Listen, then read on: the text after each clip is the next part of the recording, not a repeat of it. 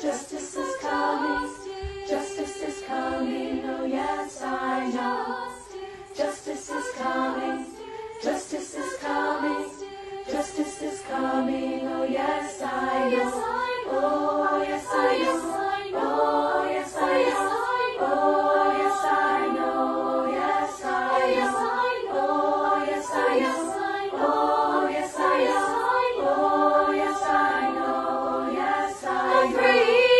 Freedom is coming. Freedom is coming. Freedom is coming. Oh yes, I know. Freedom is coming.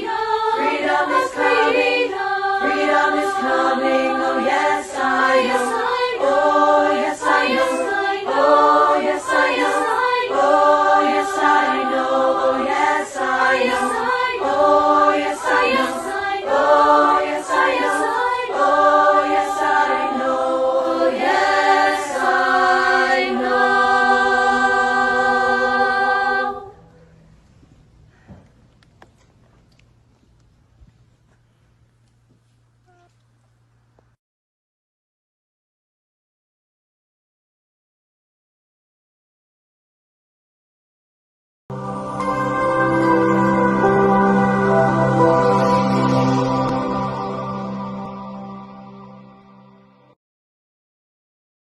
Attention, attention.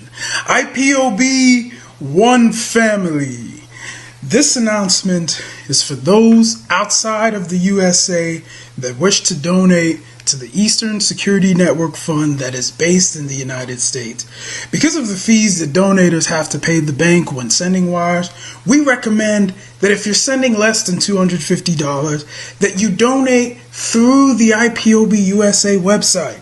It's fast, simple, and less expensive for you. Go to our website, www.ipobinusa.org/donate. That is www.ipobinusa.org/donate and make your contribution. When it comes to keeping our people safe, every bit counts. After all, the security of our communities is our responsibility. Let's make this happen together.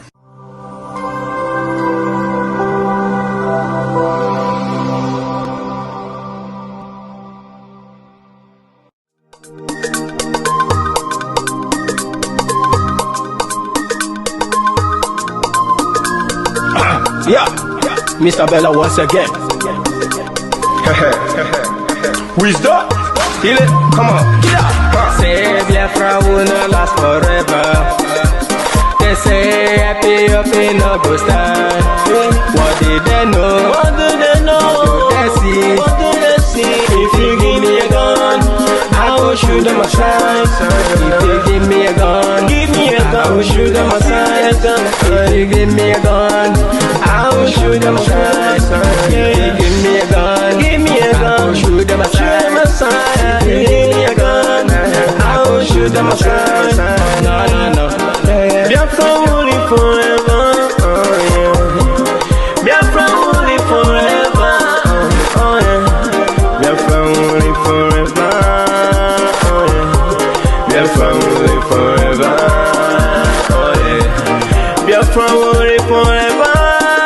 Oh yeah. Biafra will live forever. Oh yeah. Biafra will live forever. Oh yeah. Biafra will live forever. Oh yeah. Ogerugo manige tetanura.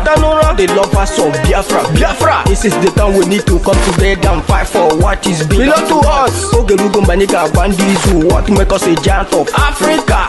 Adam Pochinti na Hesugo. Mbogeru nisina nyama kweno. Hello Lisa Binigwe. Out of his wisdom, giving us somebody like Nnamdi Kanu for this our race mission. Biafra will not last forever. They say happy up in no go stand. What did they know? What do they know? What do they see? What do they see? If you give me a gun, I go shoot them aside. If you give me a gun, I go shoot them aside. If you give me a gun, I go shoot them aside. If you give me a gun, I go shoot them aside. If you give me a gun, I go shoot them a shot. Oh no. See you jump our hero, how he fought, he never stop. Mazinambi no point, no point, we stop, he cannot stop. Biafra only forever. Believe me now. But independence for Nigeria as a corporate entity is not enough. The peoples of Nigeria must at the same time be guaranteed their freedom. We must ensure that in an independent Nigeria, individual citizens throughout the land enjoy liberty, human dignity, and equality under the law. There must be one Nigeria with one constitution and one law for all.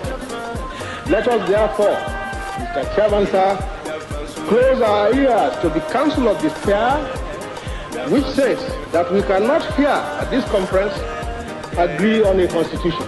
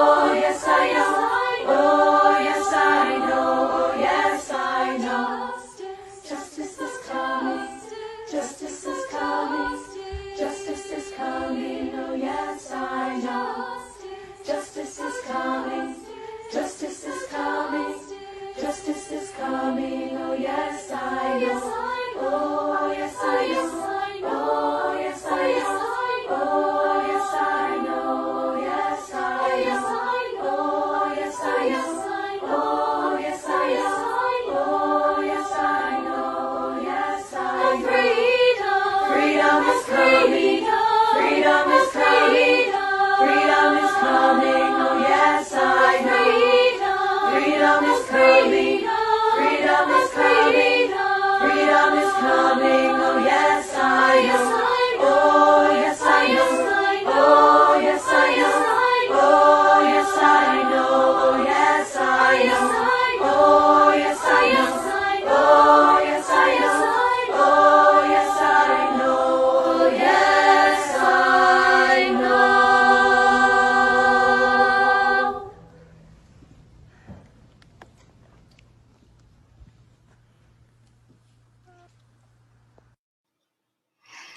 Good evening, good morning, good afternoon, depending on where you are watching from.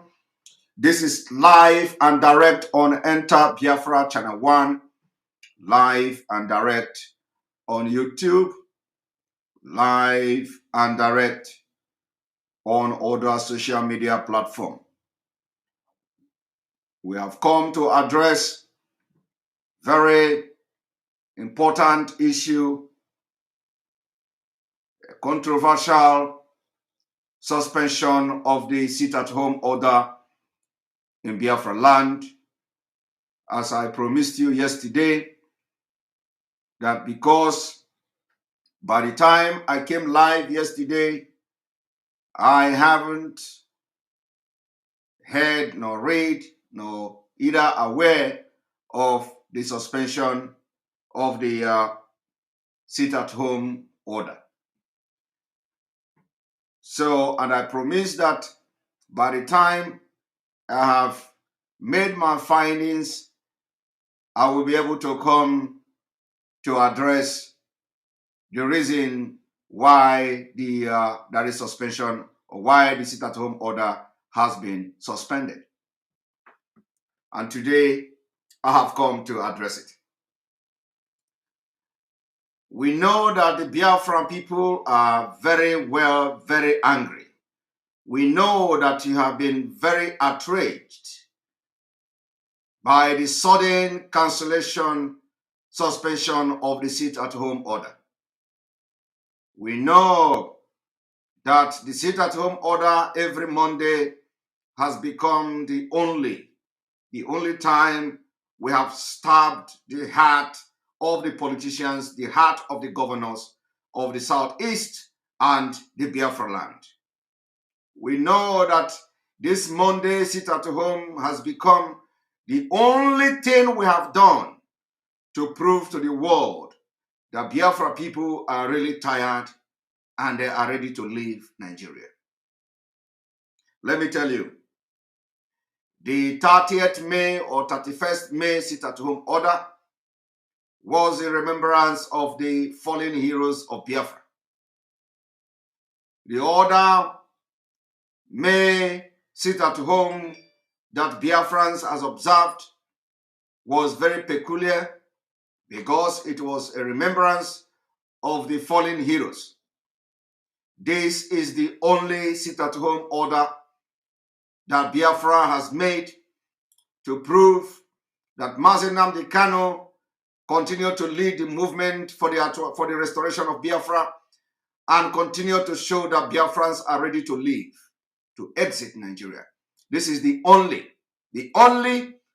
time Biafrans has actually given their voice that they are ready for referendum. This is the only time that the Biafra, under the leadership of Mazi Nnamdi Kanu, has been able to prove to the world that the governors in the Southeast, they are not in control.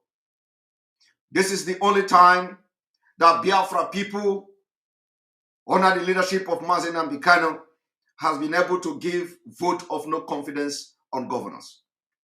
Irrespective of the threat, irrespective of the harassment, threats to salary, threats to getting sacked, threat to everything that governors have threatened them, nobody listened to them, including the civil servant, bank workers, police, army, the governors themselves.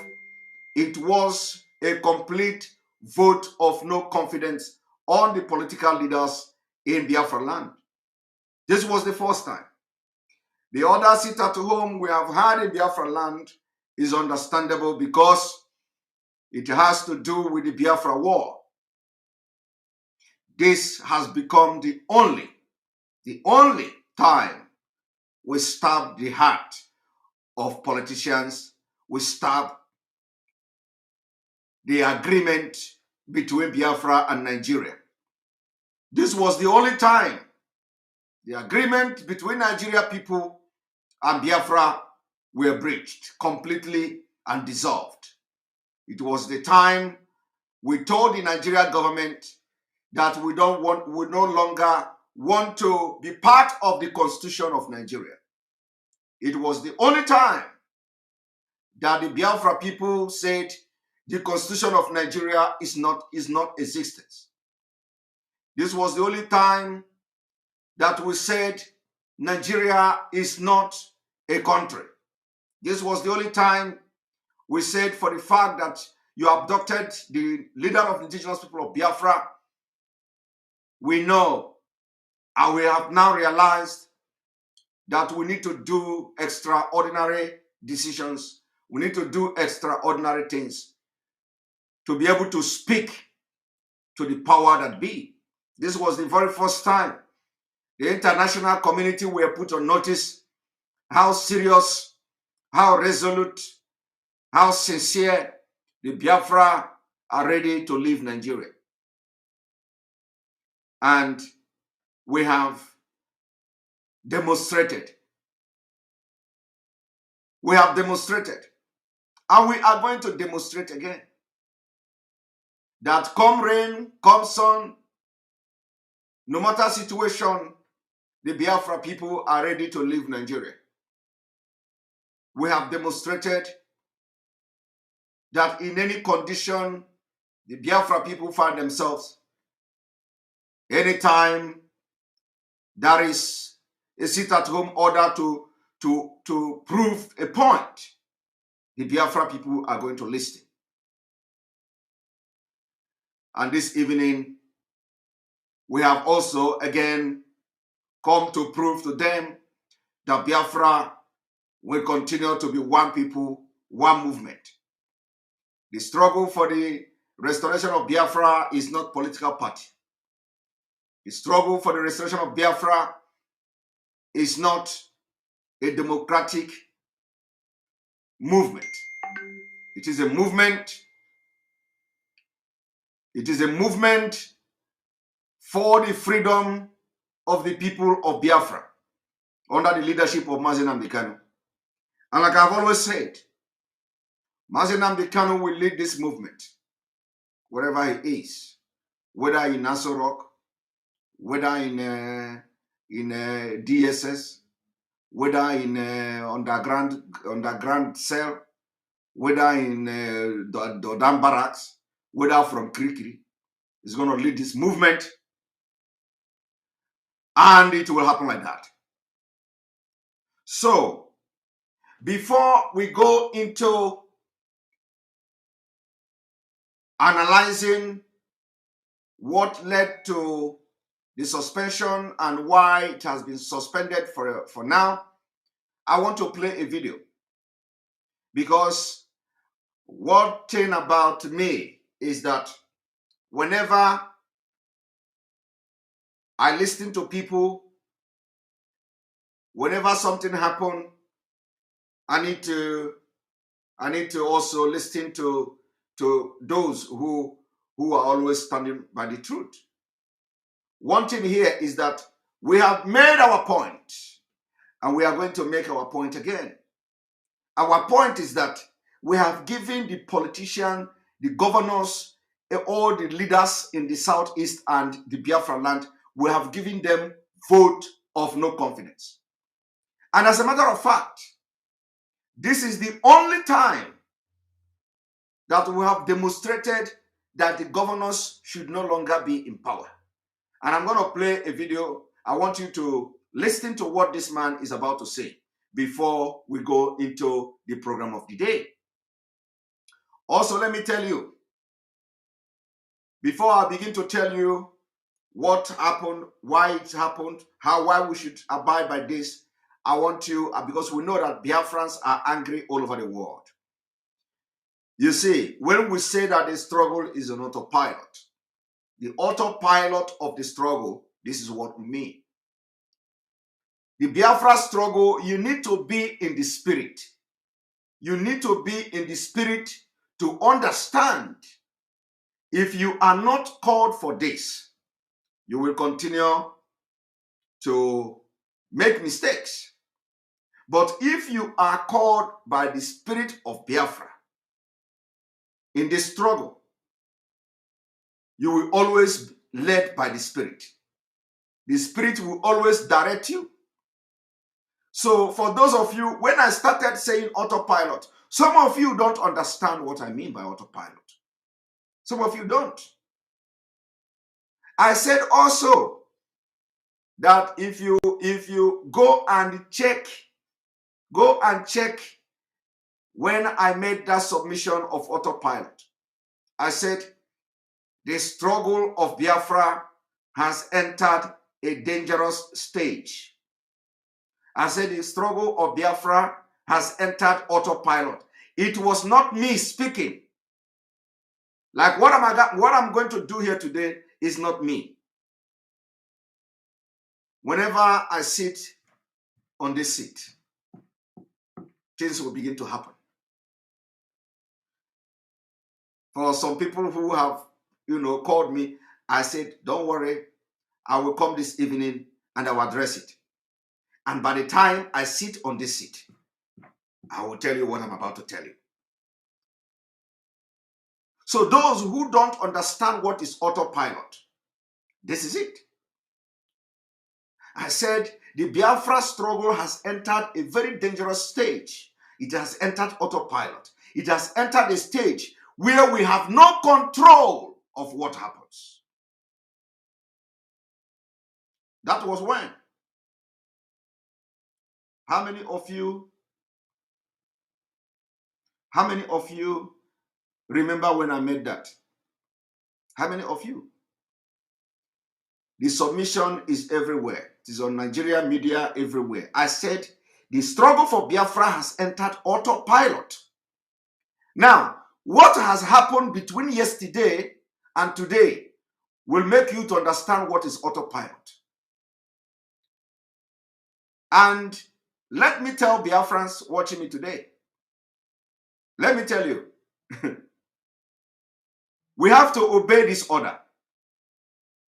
We have to obey this order, but more dangerous things will happen. You see, the spirit of Biafra has possessed millions of Biafrans, and it has entered autopilot. The autopilot now is that this is the very first time in the history of the struggle that an order was given and 99.9% of Biafra people was against it. And you know one thing? One thing is that the Biafra people that are against this order they are not the one who brought the idea. Or all of you that are saying, why do they cancel the order? Did you bring the idea? Did you suggest it? Did you suggest every Monday sit at home to the Biafra leadership? Did you suggest it? No, you did not. Somebody is asking my position. My position is that the sit at home has been suspended. And that is the way it should be. Our leader have suspended the sit at home order, but I'm going to explain what led to it and what we are coming with more.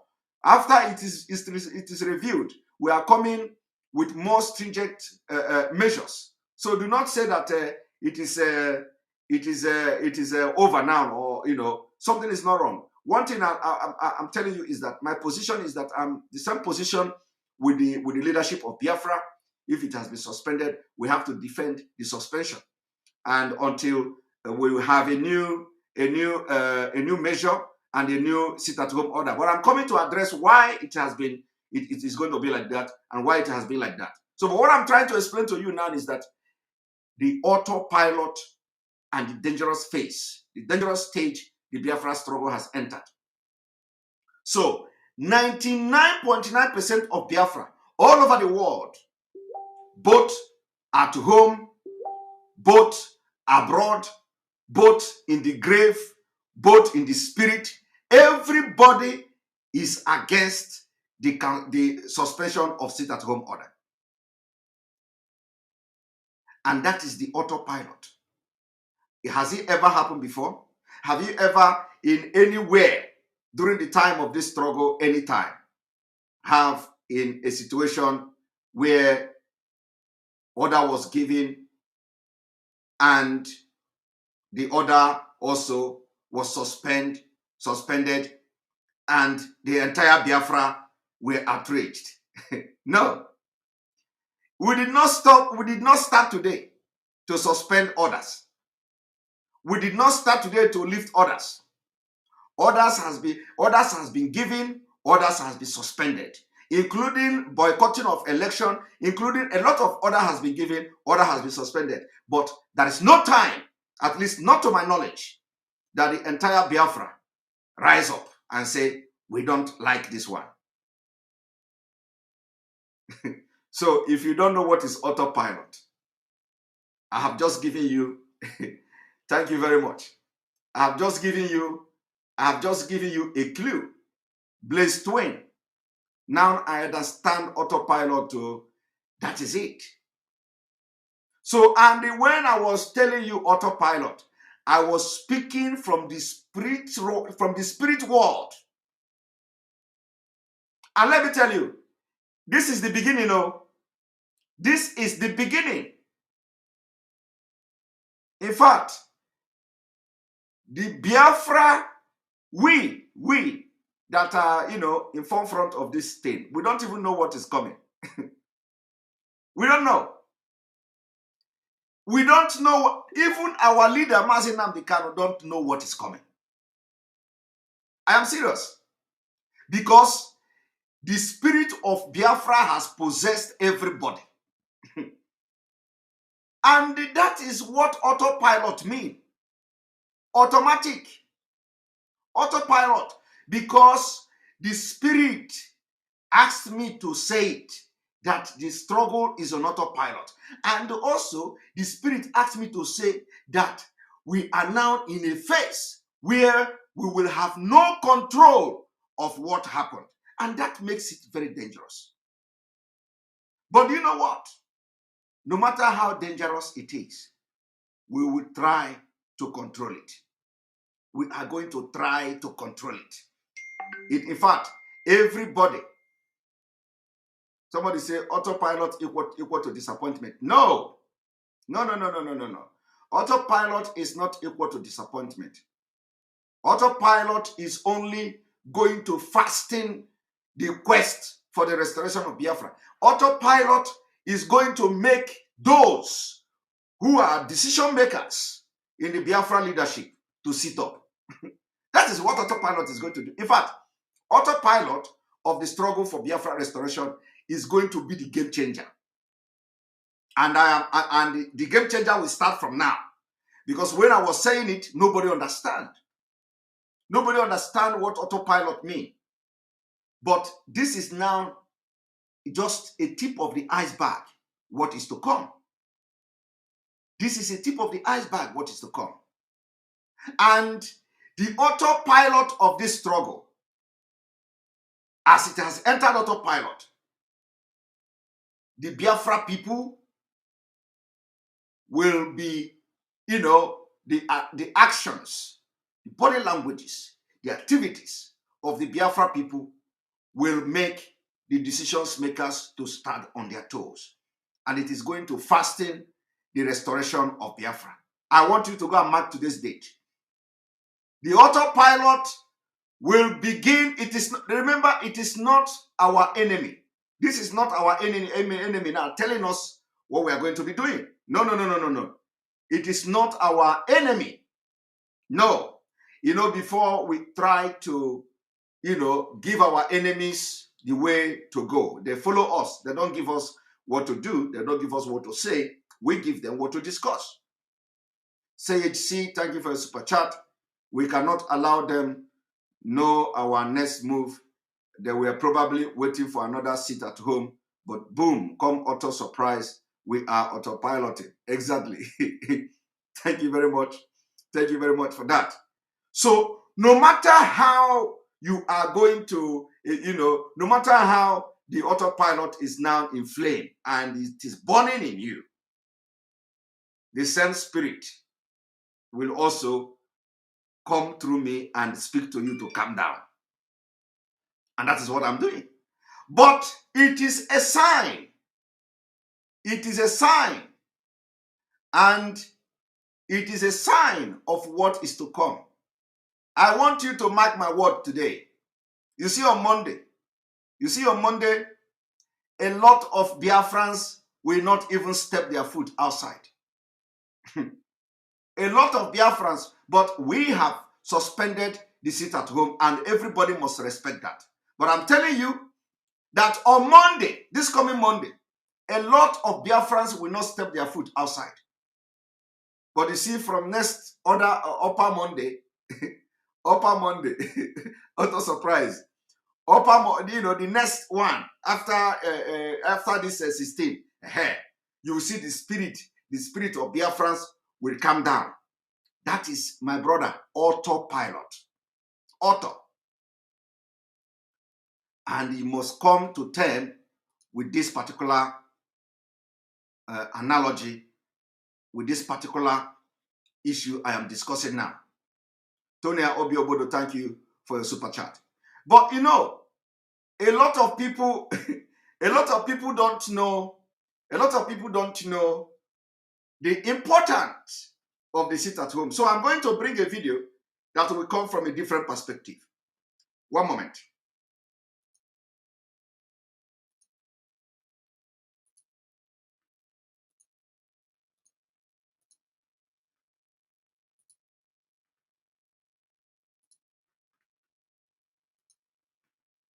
So, and let me tell you, all of you that are, faulting anybody, don't fault nobody, don't fault anybody. But of course, you have right to give your opinion as a citizen of Biafra. You give your opinion, you air your view. Like I'm going to allow people to come in and air their view and all that. Somebody said IPOB have structure. Of course, IPOB have structure. And the structure of IPOB is what I am just following now, because the leadership of Biafra has given the order to stop the sit at home, and we all have to abide by that and defend, not just abide, we defend it. And that defense is what I have come to do this evening. I have come to defend the suspension of the sit at home order. For those who think that Biafra, IPOB, okay, everybody. But that is not to say that the struggle is no longer in autopilot. It is in autopilot. And that autopilot is autopilot. We don't have control over some of the things that may happen and what happens. And that is where it becomes dangerous. But the dangerous in it is not danger against us. The dangerous in it is not danger of negativity. It is danger in positive. It is danger in the positive, not danger in the negative. And I hope that as things are unfolding, those are the decision making body will also be following and amending, how people, the Biafra people, are being autopiloted in this struggle for Biafra. Thank you, Truth Harmony, and Wisdom for your super chat. The common man now know the importance. There will be a time where you don't have to announce a sit at home autopilot. Exactly.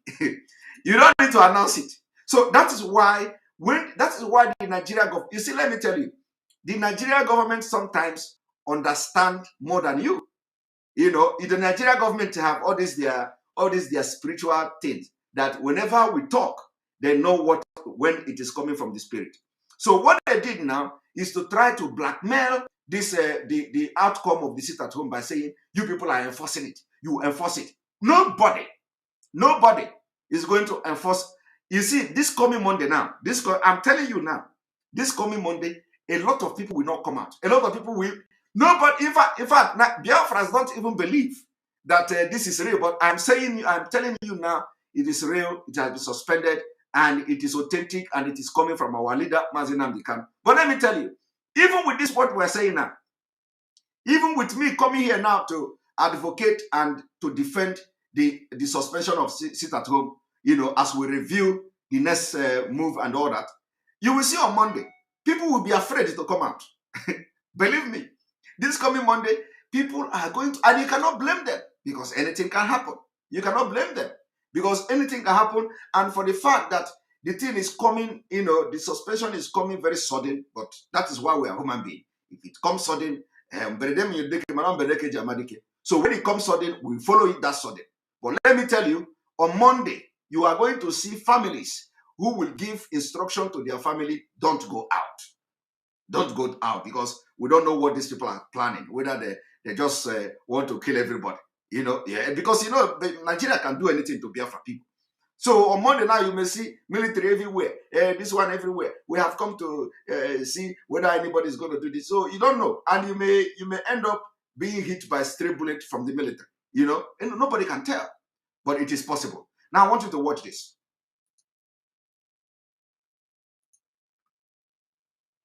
But we cannot look even at one paper without seeing all of these travails, the issues with IPOB, the sit-at-home order yesterday. All right, let's begin by asking you your take on some of these issues that we have been talking about. We cannot look even at one paper without seeing all of these travails, the issues with IPOB, the sit-at-home order yesterday, the after effects of that, and the fact that some NECO students missed seating for their mathematics, a core subject. I want you also to pay attention to how I want you to also pay attention to how the Biafra activities have hijacked the entire Nigerian news media. That is one thing. That is autopilot. I want you to pay attention. The Biafra struggle, POB, everything, it has hijacked Nigerian media. I want you to pay attention to that. It has never happened before. It has never happened before. Even channel television went to the Biafra land to observe how people comply. Have you seen the video? Have you seen the video of channel television?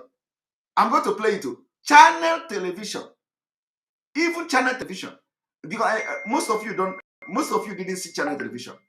Channel television was in Biafra land during the sit-at-home to observe. So, and this woman said, you cannot come across any newspaper without reading IPOB and Biafra. We have taken the entire Nigerian news media. You have to report it. You have to report it. Some of you did not see the channel television video. I'm going to play this in. I'm going to play the channel television. Please, if I forget, tell me to remember, comment. If I forget to play the channel television video, please remind me. All of them, every media, we have taken over the media in Nigeria. So those who don't want to talk about Biafra, they are talking about it. Those who don't want to read about Biafra, you don't read newspaper. Those who don't want to watch and listen about Biafra, don't look television, don't look internet. Just take yourself away from the internet, take yourself away from Twitter, Personally, in a day, I am tweeting 20 times. More than 20 times in a day, if I'm not mistaken. In a day, I'm tweeting 20 times, 10 times, 15 times in a day.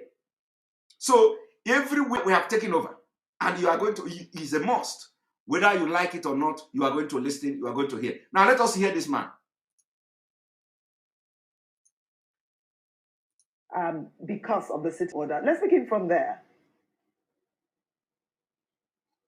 But it's quite unfortunate that students who have the opportunity to determine their destiny and career are caught in the midst of the sit-at-home declared by independent peoples of Biafra. But I think that it's a sacrifice that is worth the liberty of the people of the Southeast, because we are united with them, that the marginalization of that sector of the country is Are you people hearing? Are you people hearing it? Are you people hearing it? I want to take it back again, so you hear the Biafra no.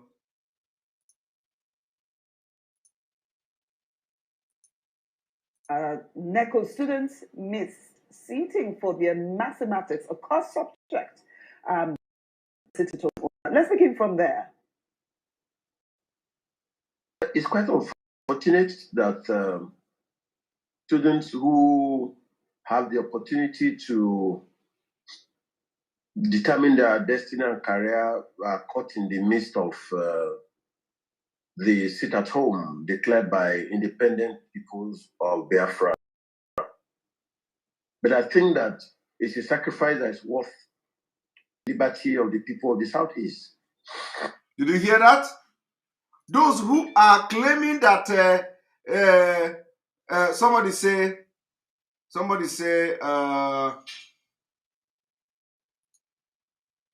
who is this?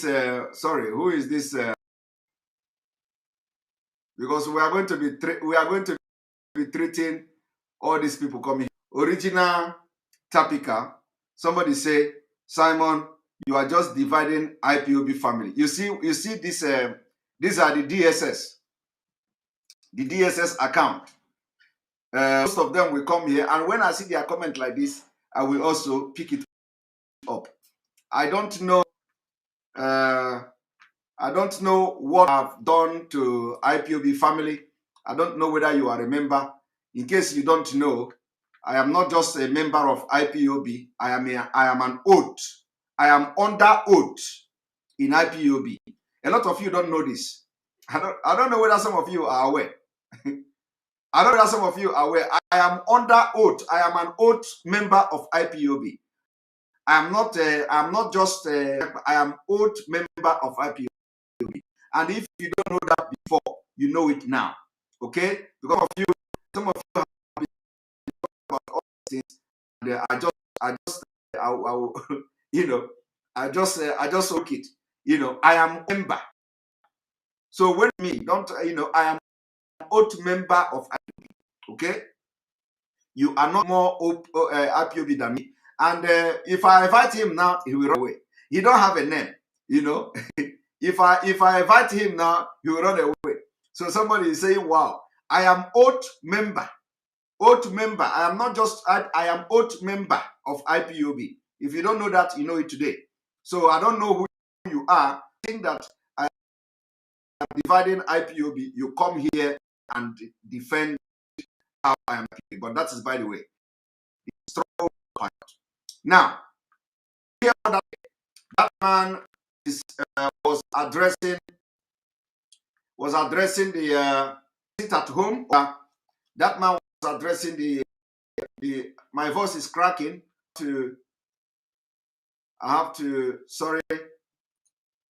Let me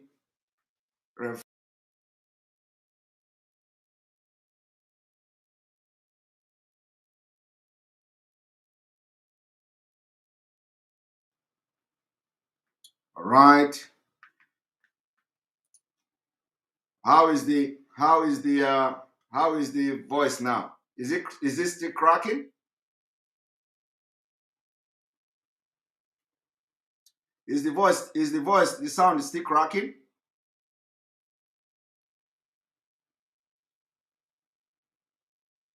It's okay. All right, thank you very much. So let us continue.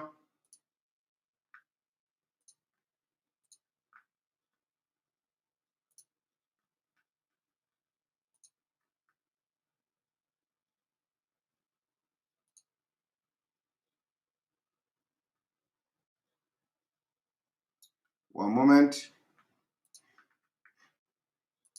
Because we are united with them in agreement that the marginalization of that sector of the country, it's intolerable, it's unacceptable. If you have visited the Southeast, there's no presence there in terms of infrastructure, companies, and government establishments. It's like the civil war on. And I don't know how we can sustain that mentality to treat the people as if they are not part of us. And so for me, I think that it's come to a time when the people of the Southeast should determine their fate. The right to self-determination is guaranteed by international law. It's guaranteed under the African Charter on Human and People's Rights. It is guaranteed under the United Nations Charter, under the Universal Declaration of Human Rights. So if a people decide that they don't want to be part of any particular country, they have a right to do so. But having said that, I believe that the agitation for self-determination is occasioned by neglect, it's occasioned by marginalization, it's occasioned by persecution. If you look at the entire Southeast, for instance, in this particular administration, you cannot find any major position from number one to number the president, the vice president, the Senate president, the Speaker of the House of Representatives, the Chief Justice of Nigeria, or even in the armed forces. And these are people who contribute immensely towards the economic development of Nigeria. Is the third largest ethnic group in Nigeria. So how do you run a nation like that? And then we're going to 2023 is like there's not even any agreement in terms of power sharing. It's always between the North, Hausa Fulani, and the South, dominated political space. I just think generally it's unacceptable to marginalize a race for so long. So I'm in support of the sit at home declared by IPOP, but I do not support the areas of violence. Precisely. People feel that they do not want to support your struggle. You cannot compel them by violence, or even leading to burning their properties or killing anybody who probably does not support that call. It is self-defeatist for a house to be divided against itself. So in that regard, I think that there was some extremism on the part of IPOP in trying to enforce the sit-at-home through violence and repression. Because what you are suffering in the hands of the Nigerian state, you cannot then impose it on your own people. Otherwise, charity always begins at home. Thank you. All right, Abu, thank you. Now, here I want to comment. First of all, IPOB did not engage in any violent of destruction of property or destruction of food. And like shown in the video, they say that IPOB destroyed food and all that. IPOB did not destroy any food. And this evening, I am calling on the restaurant owner of that where we saw in the video where they hired political thugs to go and destroy the food and throw the food away. I know that the food they throw away is not up to 100,000. So this evening, I'm calling on the person to contact me. I'm going to give that person 100,000 to continue his business or her business. The people that they pour the rice away, that was never the act of IPOB. That was never the act of IPOB. IPOB cannot do that. But we know that I saw the rice being poured away. I saw the food being poured away. And I know the food is not up to 100,000, like I said. So I'm going to pay that person 100,000 to continue his business or her business. So if you know the people that if you know the owner of the restaurant that they pour his or her food away, and the person must come with identification. The person must come with the something that proves that he is the owner of the restaurant with video. And I want you to contact me and send me a message into. If you know the person, tell them to contact me, info@ekpa.fi. We'll give them 100,000 naira to continue their business. IPOB don't do that. We are not part. We can't do that kind of thing because we don't need to enforce the sit at home. And like what I'm explaining to you now concerning the autopilot is an evidence to that we don't need to enforce the sit at home order. And this must be. We have already debunked this in different media report. Because now people wanting to even stay at home. So how can we enforce something that people are already on their own want to stay at home? So every media that reported this thing have lied, and we are not going to accept that. So on that note, the person that owns that food that was thrown away, you are going to get 100,000 from me. Thank you. So if you know who the person is, tell them to contact me. And I will give the 100,000 to continue their business.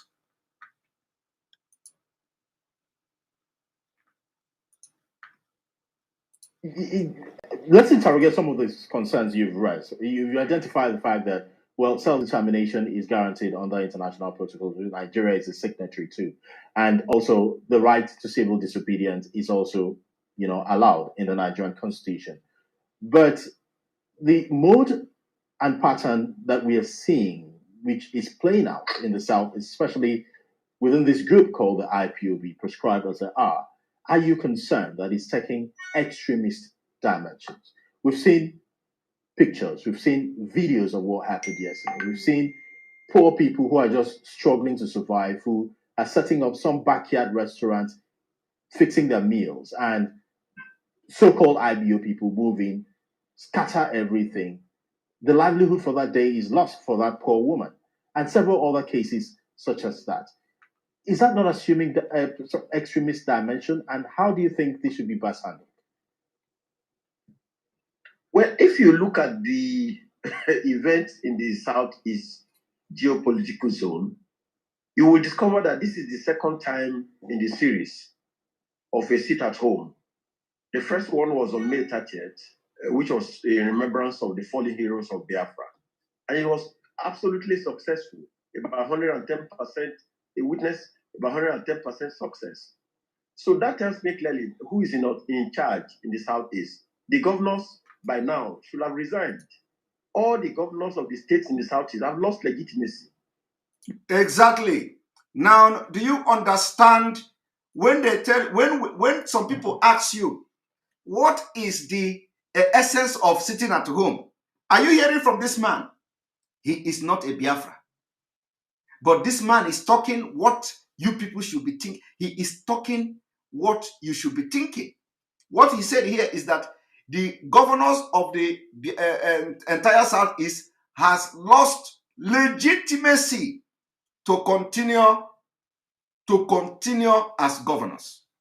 They have lost the legitimacy. And this is the thing we want to, this is the why we say it is very, very important. And we have done it. Even if as the sit at home has been suspended now, we have recorded it. So in actual sense, the governors should even step down because they have lost legitimacy. And you people don't know. Did you hear anybody talking about losing legitimacy during the May sit at home? No, because it was as a result of the paying respect, giving respect to the Biafra foreign heroes. So this was the only first time. The first time, so we have stabbed the knife in the heart of the government of Nigeria. So in actual sense, the governors should be, the governors should not be parading themselves anymore because it is now evidently clear they have lost everything. Do you see why? If the autopilot, did you see the reason why everybody, you see, one thing is that people don't understand. Biafra is a spirit. To get Biafra, it is going to also be by the spirit. You must be in the spirit to understand. Now, some of the people of Biafra that are condemning the suspension, even when it was coming from our leader, you don't understand why you are condemning it. You just know inside you that this one is right. You don't care. Those who, out of ignorance, try to protest, we explain to them. The next day, they came to apologize that now they understand. They understand better. In fact, the people, they even said if they want to sit at home for 4 days, they are going to sit more. Do you know what it means? What it means is that it is going to tell to the entire world, not only the governors of the Southeast losing legitimacy. This man is only limiting it now to the governors of the Southeast losing their legitimacy. It is the Nigeria as a sovereign state losing Biafra legitimacy, losing Southeast legitimacy. It is the Nigeria Constitution. We have now said no to Nigeria Constitution on the 9th of this month. So it is the Nigeria state at itself losing the legitimacy to the Southeast and the Biafra land.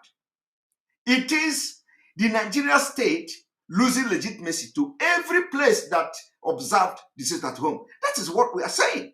And that is why we are saying immediately that thing was done, we say it was referendum conducted, because the Nigeria state have lost legitimacy to this entire southern eastern Nigeria that took and observed that sit at home. But you cannot hear anybody coming here to tell you the sit at home in May was the governors have lost legitimacy. No, because it was a different thing.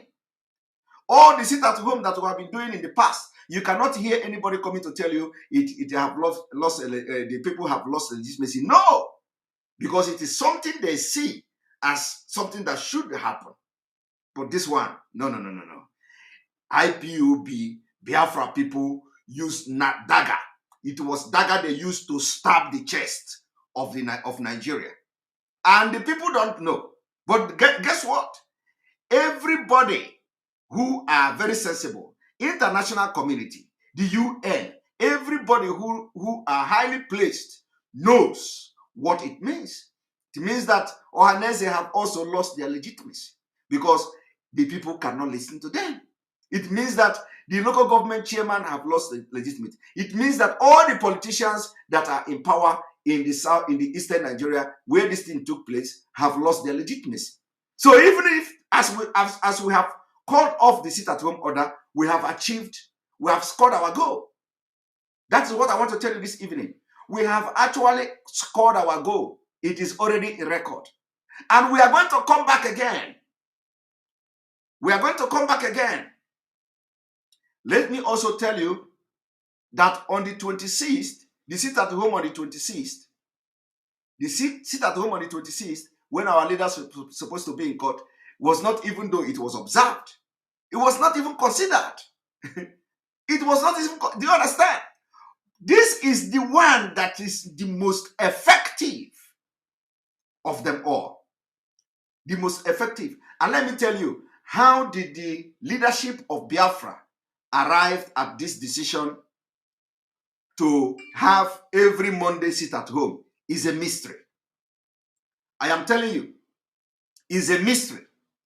It is a mystery because they just arrive at, okay, let us have sit at home every Monday until our leader is released. It was the Biafra spirit talking through them. The Biafra spirit entered them. When they were making this decision, they did not know that, how it is going to end. I am being sincere. When the Biafra leadership were making this decision to sit at home every Monday, they didn't know how it is going to end. They didn't know. But they were being controlled by the spirit of Biafra. Now you see, I am telling you now that even as it is coming from our leader, 99.9% of Biafra people are angry. They are angry. All over the world, both in Biafra land, everybody is angry. But you know what? We have to obey the order. We have to obey the order. And now we have seen that the Biafra is in autopilot. So by the time we are going to call another sit at home, you are going to see the entire Biafra, even other part of Biafra, they are going to lock down. Because they have seen, everybody have seen now that this is the right way to go about it. This is the right way to go about it. You see? Thank you very much, Abuchi, always for your super chat. Now I am 100% comfortable with the decision. Not that you need everyone permission. With autopilot in face, it'd be good to assure Biafrans with each key change that DOS leaders are united to prevent misinterpretation. Exactly. This is very, very important. There should be, united so as not to have a misinterpretation. And of course, on that note, we are looking at this kind of things. If as the order is coming, especially those in the media should be briefed so that there will not be misconception. Even if there is even if there is a decisions like that, we will be able to come out to defend it, because it is a struggle that once the decision is made, we have to follow that decision. So people should understand that we have to follow that decision. So when the decision is made, the media people need to be briefed so that we will be able to defend it, and not when we see it. Like yesterday, when I saw it, I didn't know what happened. I only came online and I saw it. And of course, you do not expect me to defend, because I don't even know whether it is true. I don't even know whether it was a lie. So I need to now go into underground work to get what happened, what transpired, to be able to come today, to assure you people that we have to, apart from the clarification that have come already, we need to also defend that decision as the decision comes. That is how we are going to be doing it for now. And we hope that it doesn't happen next time, so that when something is happening like this, we will be able to defend it. We'll be able to come and defend it, and not like we don't know, and not like some people are not being carried along and all that. We know that we are in a very critical situation, and mistakes are bound to happen, and we are human beings. So anybody that is faulting leadership or thinking that there is anything, it is not easy. There is time. This is the very critical time where mistakes are bound to make. We are bound to make mistakes, and we'll take correction from them, and continue from there. And thank you very much, Madoka, for your super chat. And DOS messed up by not properly explaining to the people why it suspended the sit at home. Well, of course, I wouldn't say it is a mess up completely, but we are now explaining to you why it is being suspended, and they are reviewing the decision, and they are going to come up with more stringent measures. And of course, the decision is that our leader wants that we continue the sit at home, on during the day of the election, and then if there is a reason to have another sit at home, outside the court date, we are going to also make it public. And I believe that is coming, because this is the only thing that has become very effective. This is the only way that everybody knows that Biafra people want to go. So I believe that more sit at home is going to come. And when it comes, people are going to take it very, very serious. But that is not to say that on Monday now, some people have already made up their mind they are not going to work on Monday, on coming Monday. So if you see that kind of thing, don't blame them, because that is the autopilot of Biafra. Now we are going to continue. Ujungwa channel, thank you very much for your super chat. We appreciate you. Please, Simon, I would like to support the food vendor with £30 from the super chat. Keep up the good work, and God bless you and your family. Thank you very much. Thank you very much for that. And we hopefully the food vendor will make contact to us, so that he or she can have his or her money, and he can continue the business. And you know that he's going to get a gain that even he couldn't get that day. So God has blessed him or her for that. But it is not IPOB. IPOB don't do that. We don't need to enforce sit at home. Like, this is evidence that we don't need to enforce sit at home. Why we ask people not to come out is because of that. And I believe that after this, the food vendor is going to learn, and other food vendors, they are going to learn, because we are not going to give any other person money if there is a sit at home and the person went and cooked food. We are not going to give any other person money, because the people coming to destroy your food have nothing to do with the IPOB. They have nothing to do with the struggle. These are the thugs hired by the government to blackmail IPOB. So if any other sit at home order is given, you come out, you are going to have yourself to blame, because we will not be the one to attack you. The government will attack you because they want to blackmail IPOB. If you want to come out, they are going to kill you, and when they kill you, they will say it's IPOB. So don't come out, so that nobody will blame IPOB. All right, let us continue.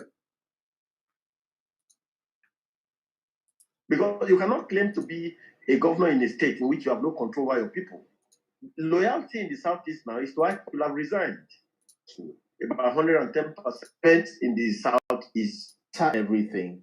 The livelihood for that day is lost for that poor woman, and several other cases such as that. Is that not assuming the extremist dimension? And how do you think this should be best handled? Well, if you look at the events in the Southeast geopolitical zone, you will discover that this is the second time in the series of a sit at home. The first one was on May 30th, which was in remembrance of the fallen heroes of Biafra. And it was absolutely successful, about 110%. They witnessed about 110% success.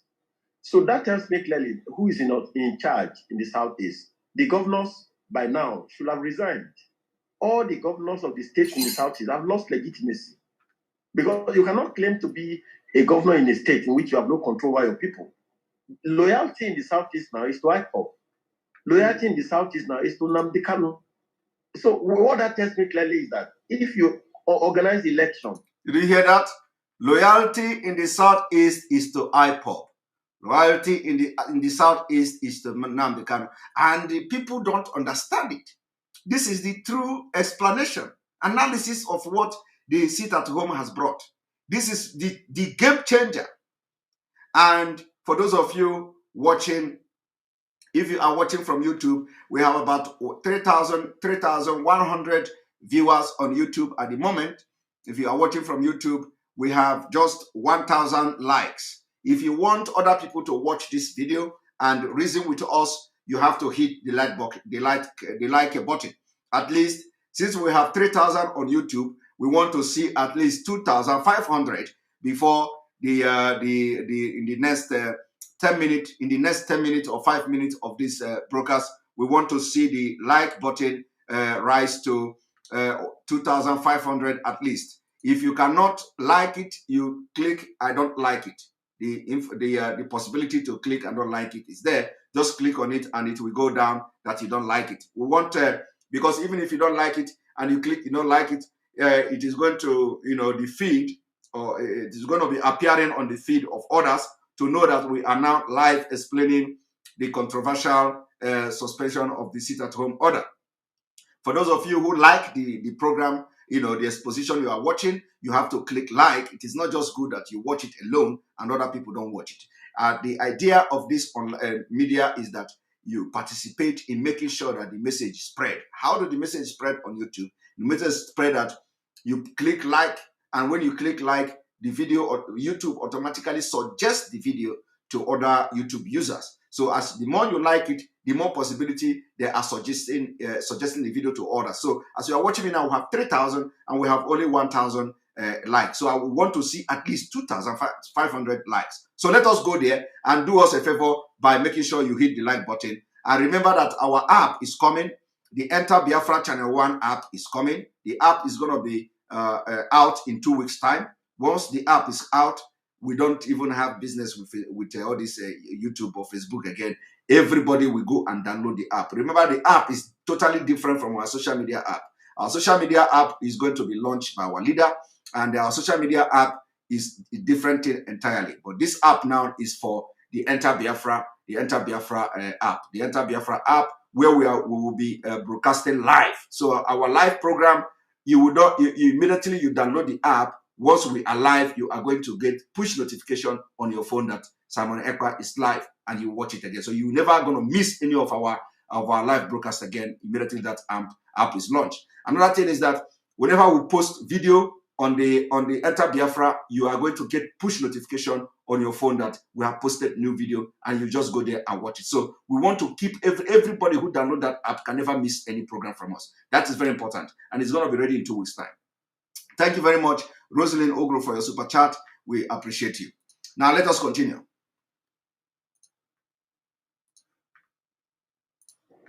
In the Southeast today, and IPOB decides to raise candidates, they will floor all the major political parties if there is free and fair election.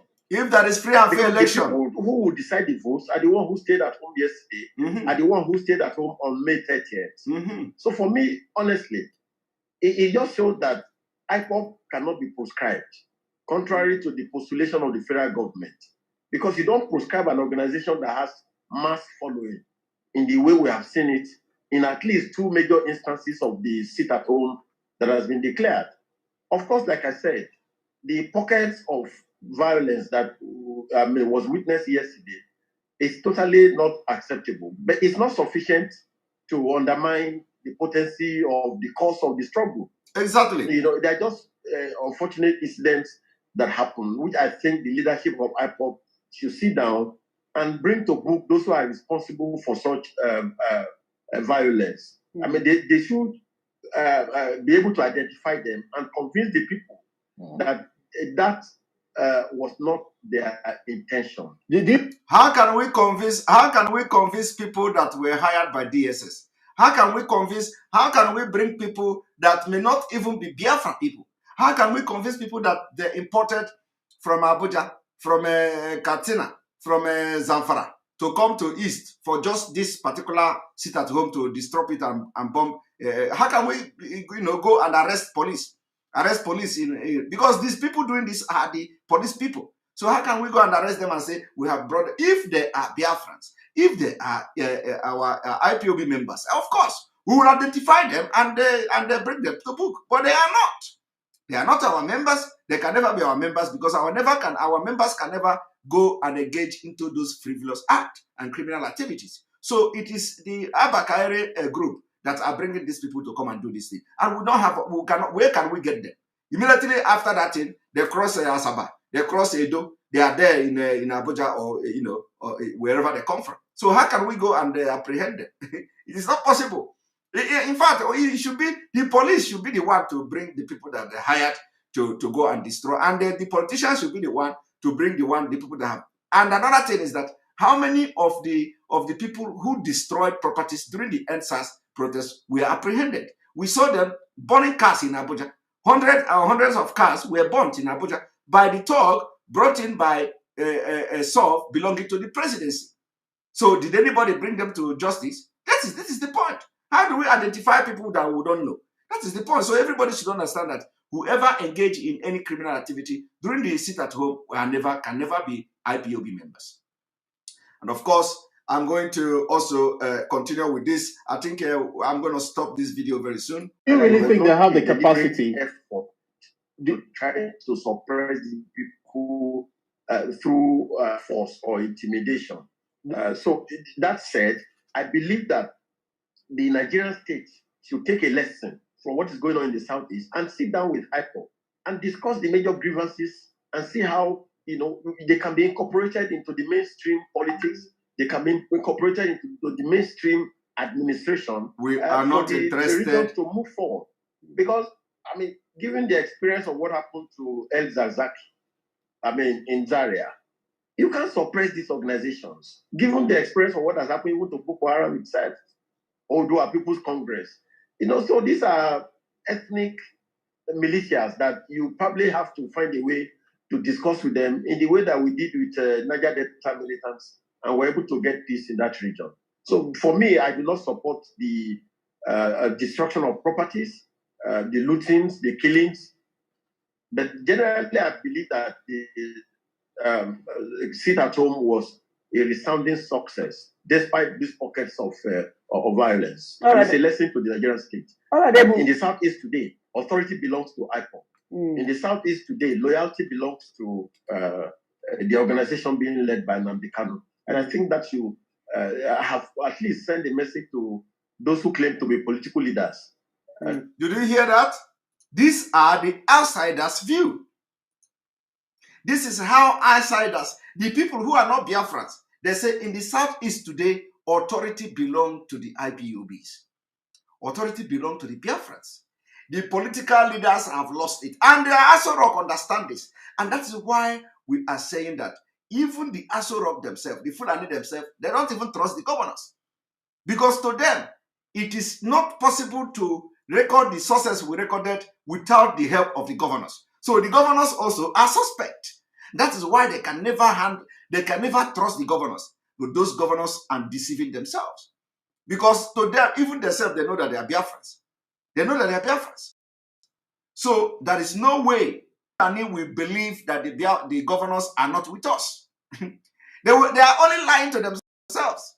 Biafra are the governors and governors are the Biafra. And Fulani can never give them any position because they know any day they give the president of Nigeria if Nigeria continues to be a country in 2023. If the presidency they enter the Biafra man hand, that is the end. And the Fulani can never allow that. And that is why we are asking the one who called themselves Ohaneze Ndibo, are you going to wait until they did not before you know that you can come out now and say, yes, I was looking for the presidency to divide Nigeria. I was looking for the president so that we use it to divide Nigeria. You know, is it when they deny you in 2023, you come out and say, oh yeah, IOB, oh yeah, you know they go, we follow enough back. Everybody, agitation, that is what they are waiting for. We have said it before. How can Ohaneze come to say, if you do not give us presidency, agitation will be increased more, and to have more agitation, which means they know. And Fulanis are not stupid, because they know that no matter how you pretend to be Nigeria, you are still a Biafra. They think Ohaneze think that Fulanis are fool. Ohaneze think that Fulanis are fool. They are not fool. Donato Sopuchuku, thank you for your super chat. We appreciate you. Ohaneze think that Fulanis are fool. Fulanis are not fools. Believe me, those people you call Fulani, you see that, we know that they are not fools. So have you seen how they manipulated everything and they have captured the entire Nigeria? They captured the police, they captured the military, they captured the presidency, they captured the National Assembly and the House of Representatives. They capture the custom, the immigration. So if you say that you are smarter than them, tell me why. How you are smarter than the Fulanis? No, tell me. They have used, even if the smartness is not coming from them, even if they have hired people, they are paying British, paying this one to advise them how to capture Nigeria. At least they have captured Nigeria. So we are the ones who are outsmarting them. So if you think that they are stupid, my brother, you are wasting your time. Oh. The governors think that Fulanis are stupid. They are not stupid. They know that your life is Biafra. They know that your vein and your blood is Biafra. And for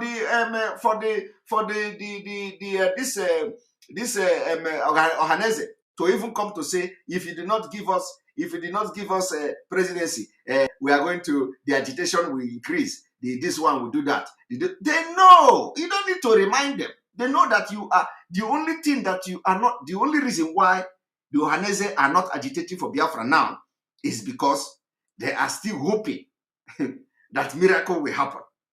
So you don't need to tell Fulani. Fulani know that Ohaneze, Ndibo, the reason why they are fighting IPOB, the reason why the governors are fighting IPOB is because they are trying to see whether, they can get power. Apart from that, they are going to be more brutal. They are going to be more resolute than IPOB in fighting for Nigeria breakup. And it is going to happen. So what are you talking? What are you talking? Give me president, I will leave. We see that presidency is not coming. And you're not going to do anything with the presidency. And we saw it long time ago. And you have climbed on top of tree. You still did not see it. You are still hoping for 2023. You are going to wait because 2023 will never come. To turn in their resignation. Ebun, you've touched on a couple of things. I want us to, zero in on the part of the government. I want you to evaluate. You have just said that IPOB sit-at-home order obviously has shown who's in charge in the southeastern states of the country. But let's look at what this means, the implication of this for government in the country, starting from the southeastern part of the country, and the implication that this will have on Nigeria generally. Well, I think that what is clear from all that is going on in the South clearly is that the entity called Federal Republic of Nigeria is a shaky conglomeration that has not at all. The federation, people should have allegiance to the central government. But the central government itself has lost legitimacy, it has lost control. Otherwise, you don't have a federation in which a major player in that federation not agreeing with the principles of the Federation. And you just see what is also going on in the Southwest. I mean, Chief Sunday Adeyemi is leading a formidable force asking for Yoruba nation. And I mean, it's resounding with the people. And we show that a majority of our people are disenchanted with the system.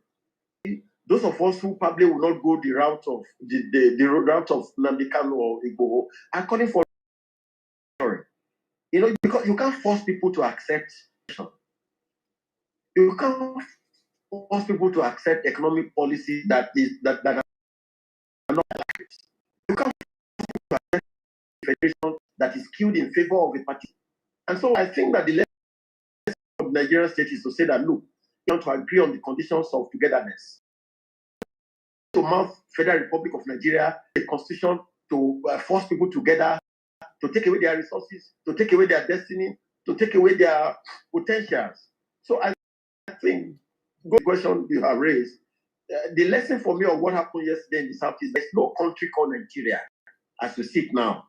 The country that is called Nigeria is for the politicians, it's the ruling class.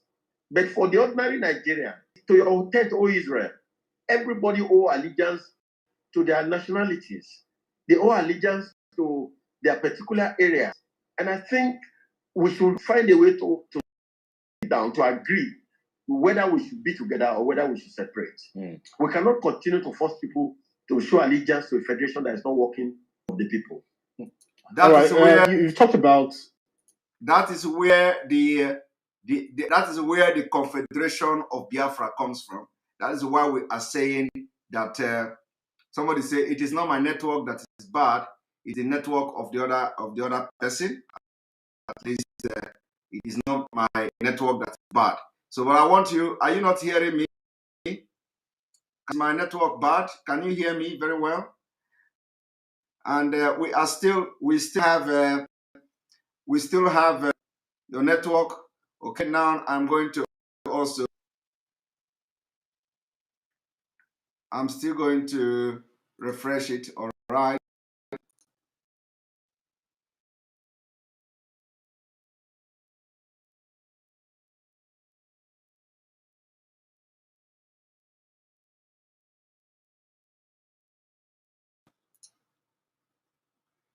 All right, here we go. So how does my network sound now? Is it good now? Clearly. All right, let us have a commercial.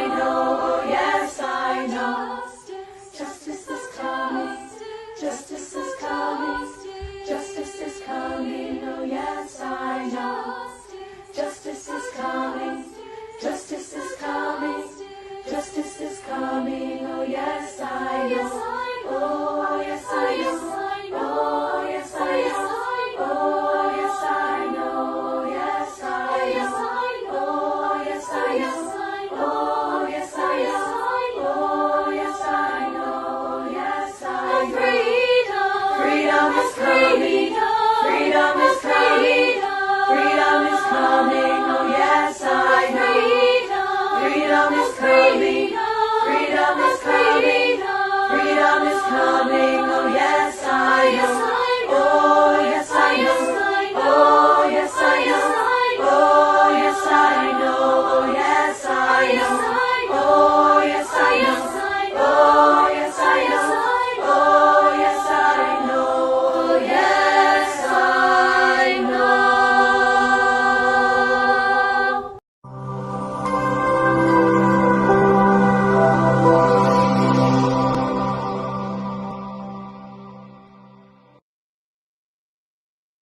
Attention, attention. IPOB One Family. This announcement is for those outside of the USA that wish to donate to the Eastern Security Network Fund that is based in the United States. Because of the fees that donators have to pay the bank when sending wires, we recommend that if you're sending less than $250, that you donate through the IPOB USA website. It's fast, simple, and less expensive for you.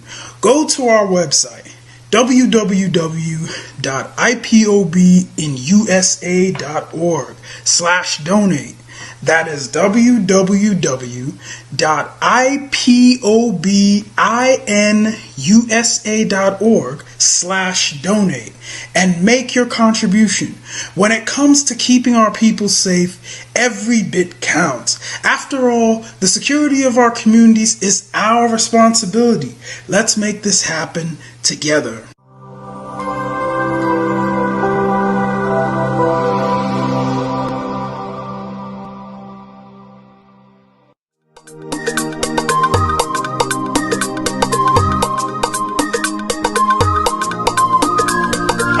Yeah, Mr. Bella once again. Wisdom, heal it, come on, get up. Say Biafra will not last forever. They say happy up in no go stand. What did they know? What do they know? What do they see? What do they see? If you give me a gun. Welcome back. Welcome back. I think we have some issues. Welcome back. Welcome back. Welcome back. Welcome back. Somebody asked me to remember to play the channel TV news. So before we start, I'm going to play the channel TV report that I promised you. I'm going to play it. So please give us a sense of Even the channel TV were compelled by circumstance to report. Now watch. what's going on out there. Are the residents obeying the IPOB order because we see businesses closed, or are they just vicious?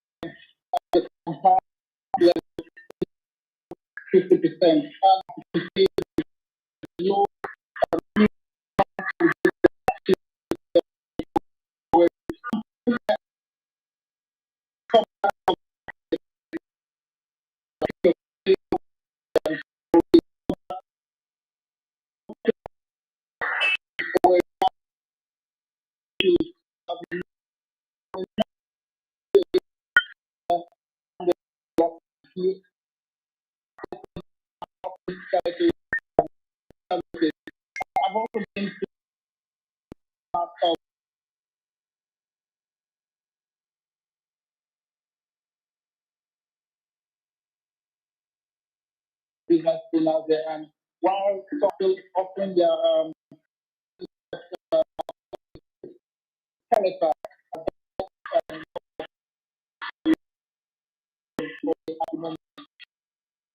What are the people saying that you may have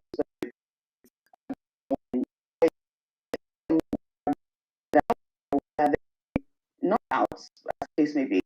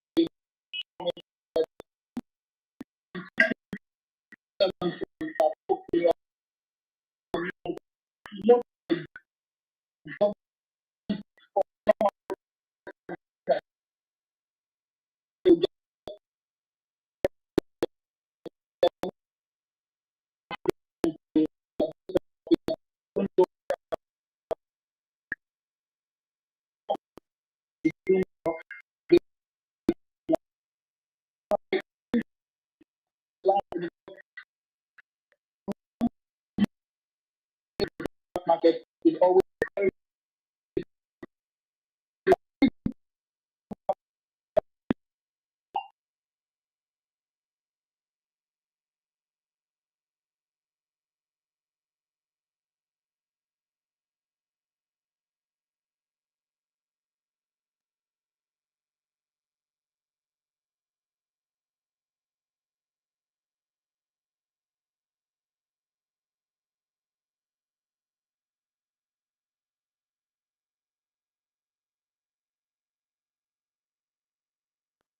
my end. I'm very sure of that.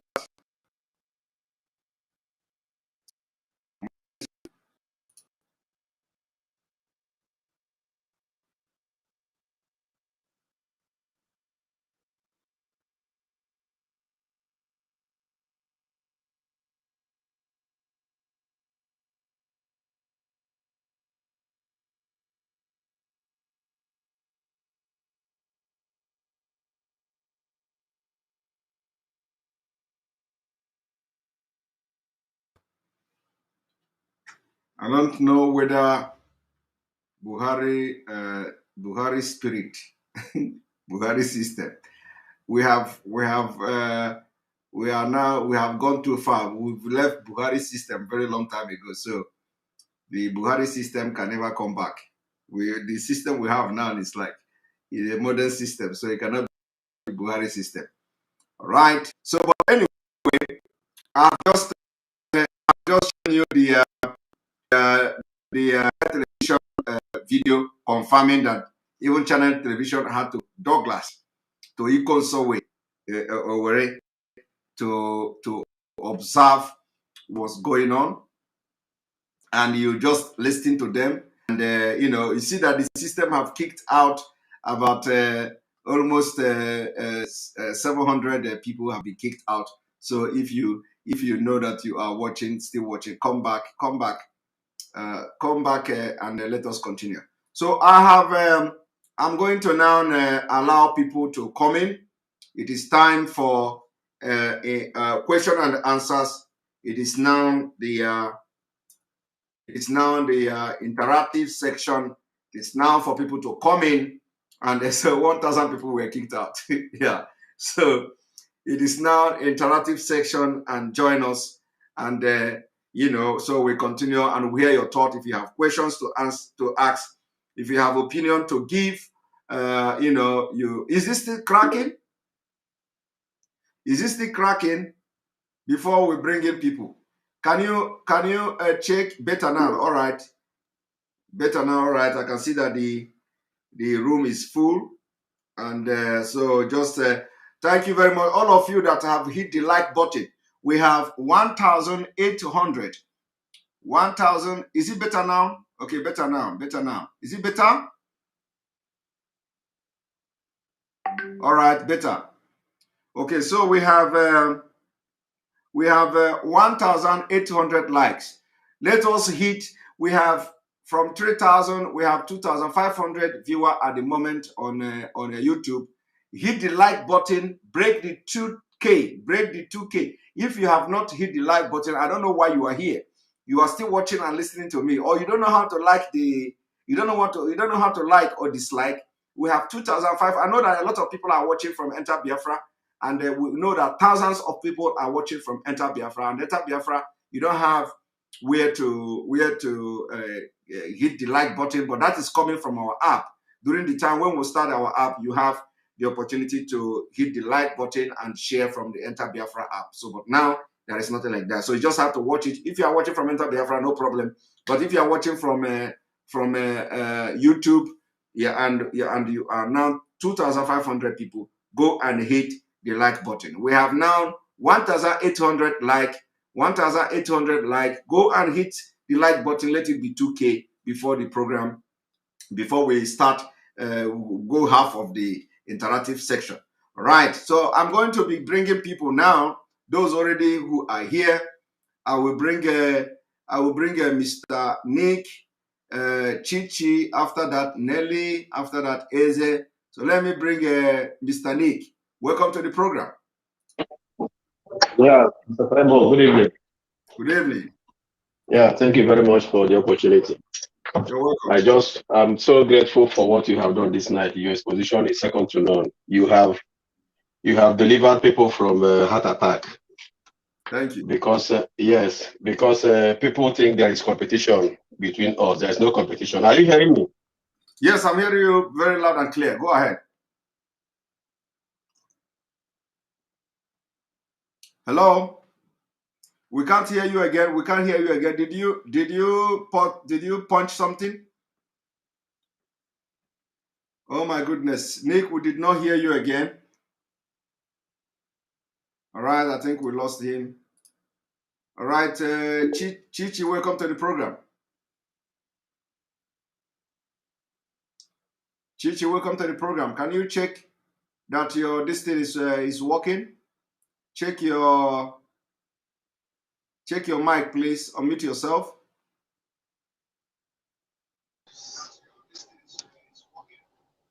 All right. Hello, can you hear me? I can hear you. I can hear you now. Hello? I can't hear you again. Can you check it again, please? Please. Hello? Yes, you're right. Can you hear me now? Is it any better? Okay. Simon, thank you so very much for all that you're doing. You're a God sent to this generation. Thank you. Thank you very much. He who have selected you out for this journey, he's going to sustain you. He will give you more wisdom. He will empower you. He will fight for you where he needs to fight for you. Whoever that stands against you, he will give you victory, but he will destroy your enemy. For the fact that you know who you are and you came out, you stand in gap for your people. It is well with you. Your family, where you came from, it is well with you. And Maazị Nnamdi Kanu is going to come out. The spirit that Maazị Nnamdi Kanu vomited and distributed to each and every one of us. It's not just going to settle just with we the Biafrans. It's going to visit other states, other ethnic groups. We feel the spirit of Biafra. So far with all that is happening in the north, for instance, what happened in Jos today? Fulani does not know what is coming to them. All those who are seated in the powerhouse, feeling they have power, they don't know what is coming for them. I know they are also working for some individual, but it's unfortunate that they allow themselves to be used to the point that they allow themselves to be used. But they will all bow to their shame, whether they like it or not. Simon, I only call this evening to say thank you. And keep up with the good job you're doing. Remember your promise and work with your promise. The Lord of heaven will forever be with you. Amen. Udoyachimani. Thank you. The Lord of heaven will forever All right. Thank you very much. Thank you very much. Yes, this our sister mentioned what happened in Jos today. What happened in Jos today is that the Jos people, the indigenous people in Jos, they have risen up against the Fulanese. And we don't know where this war will start from, but they have risen up against the Fulanese. And I'm going to be showing you let me show you a clip of what is coming from Jos. The clip that is coming from Jos.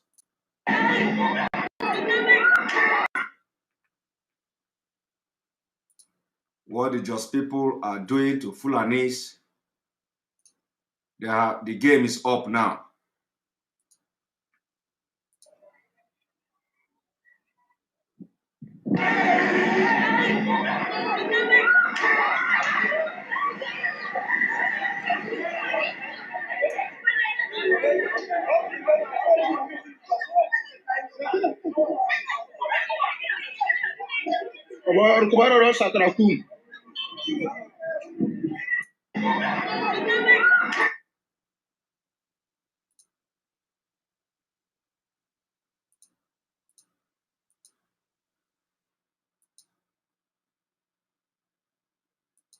Fulani have killed their people in Jos.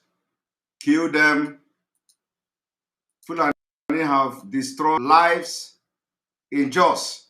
And Jos people, they have decided that it cannot continue to happen. This is what is going on in Jos now. And for you to know that the country has collapsed. For you to know that the country has collapsed. This is Jos. This is Jos.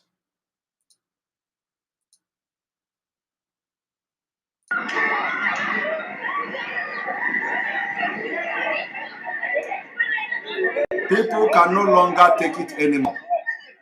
They are killing, butchering. The other day, they invaded one community in Jos, killed people, slaughtered people like animals.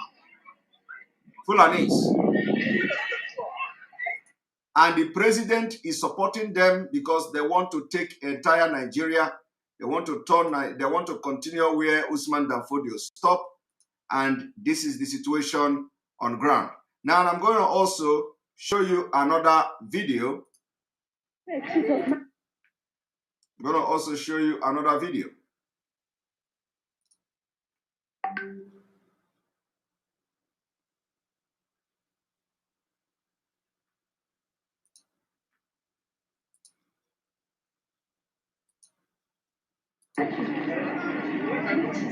The other man at the front, like, I'm not happy.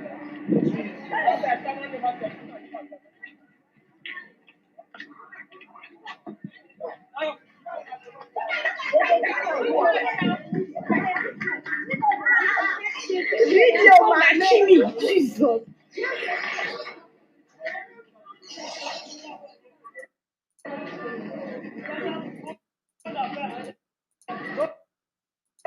Fulanis, what they are doing to Fulanis in Jos, because they have killed their people like animals.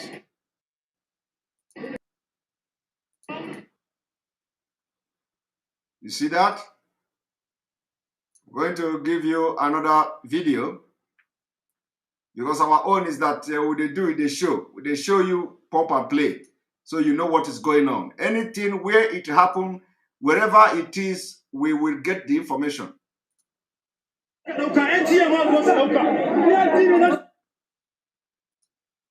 Even if you like, let it happen in the inside the hole. We are going to get the information.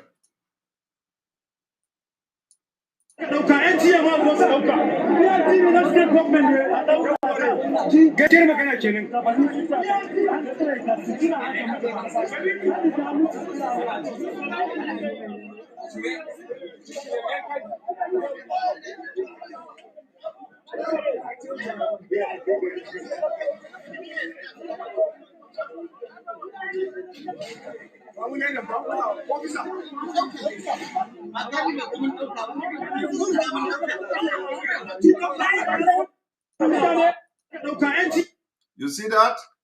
That is just today. Plateau State. Nigeria is bleeding. The country has collapsed. But all this while, Fulani has been butchering them, killing them, and nobody is doing anything. The other time, the monarch, one of the monarchs in Jos, came to say that military watched Fulani attacking, killing women, butchering them, cutting their head off. And the military told the monarch in Jos that they didn't get order to kill the Fulanis. So today, the Just people ambushed them. All the Fulanis, they gave them the run of their life. And in Nigeria disintegration, they have also entered autopilot. Autopilot. So I am bringing you now, Nelly. Welcome to the program. Hello, thank you. Can you hear me now?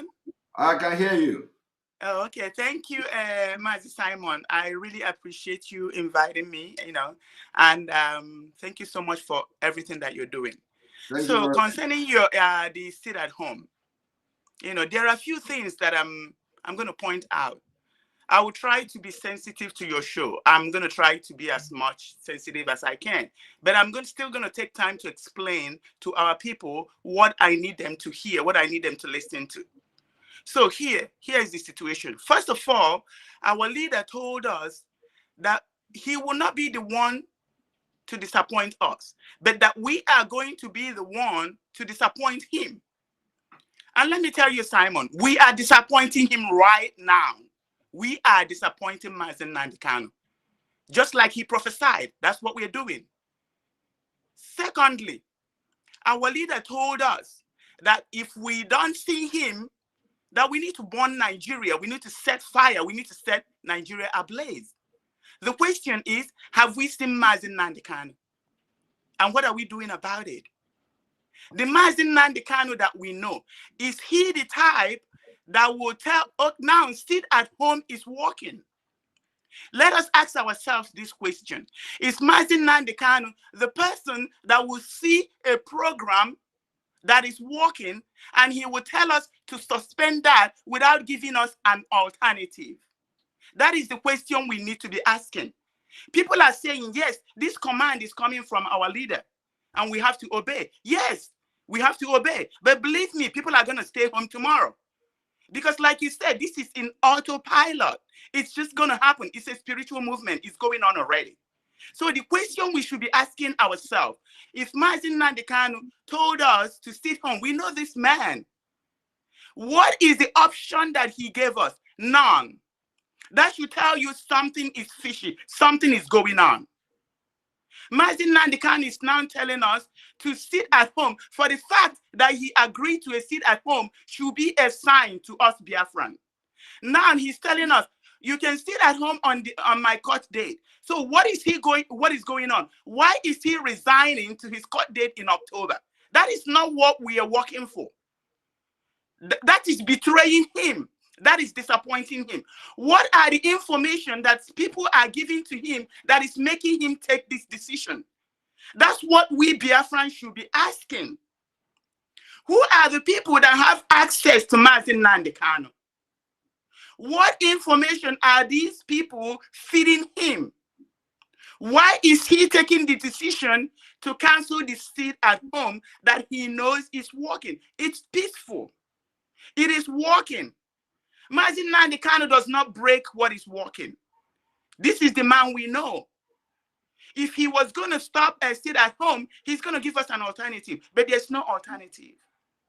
There's no option. That should tell us, Biafran, that something is going on and we are not looking deep into what is going on. We are not trying to figure out what is going on. Mazen Nandikano does not have access to a television. Mazen Nandikano does not have access to a cell phone. Mazen Nandikano is relying on the people who visit him to tell him what is going on. So who is telling him that Biafrans are crying?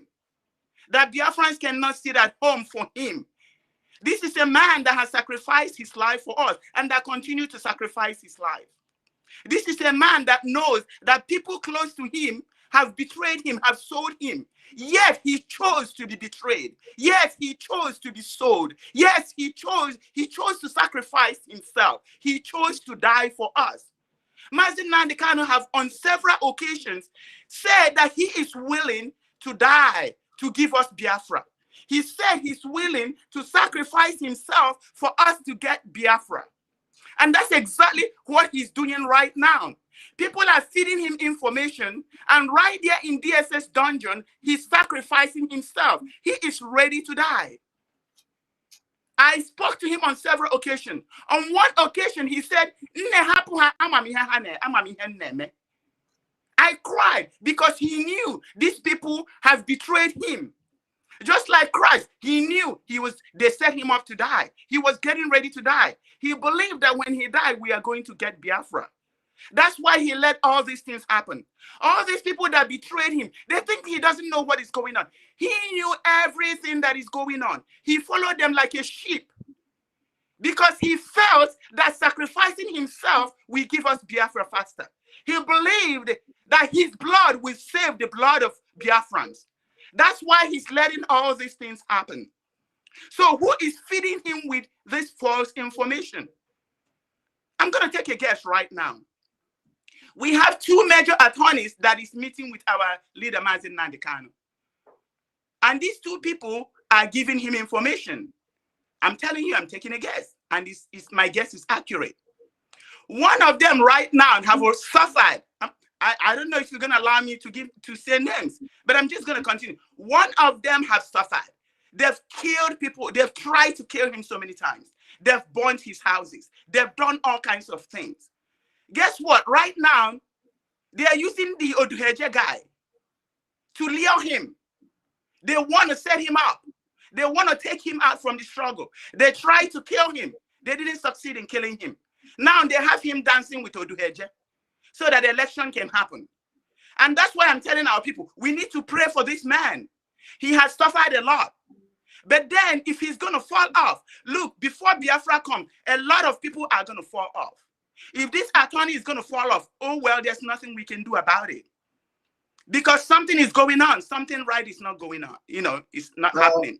My sister, well, you have made a lot of points. No, I didn't. Can you let me, there's something very important I need to say. Please, okay. Simon, please, please. Okay. But first of all, before you continue, I want to point out one very, very vital and very important point you made here now. So that it will sink into everybody. You said our leader, Mazin Nandekano, cannot stop something that is working. Yes, and not give us an alternative. Thank you. Go ahead. Okay. So now, the other attorney, I'm going to do an audio. I'm going to release an audio. I'm just going to put it out right here.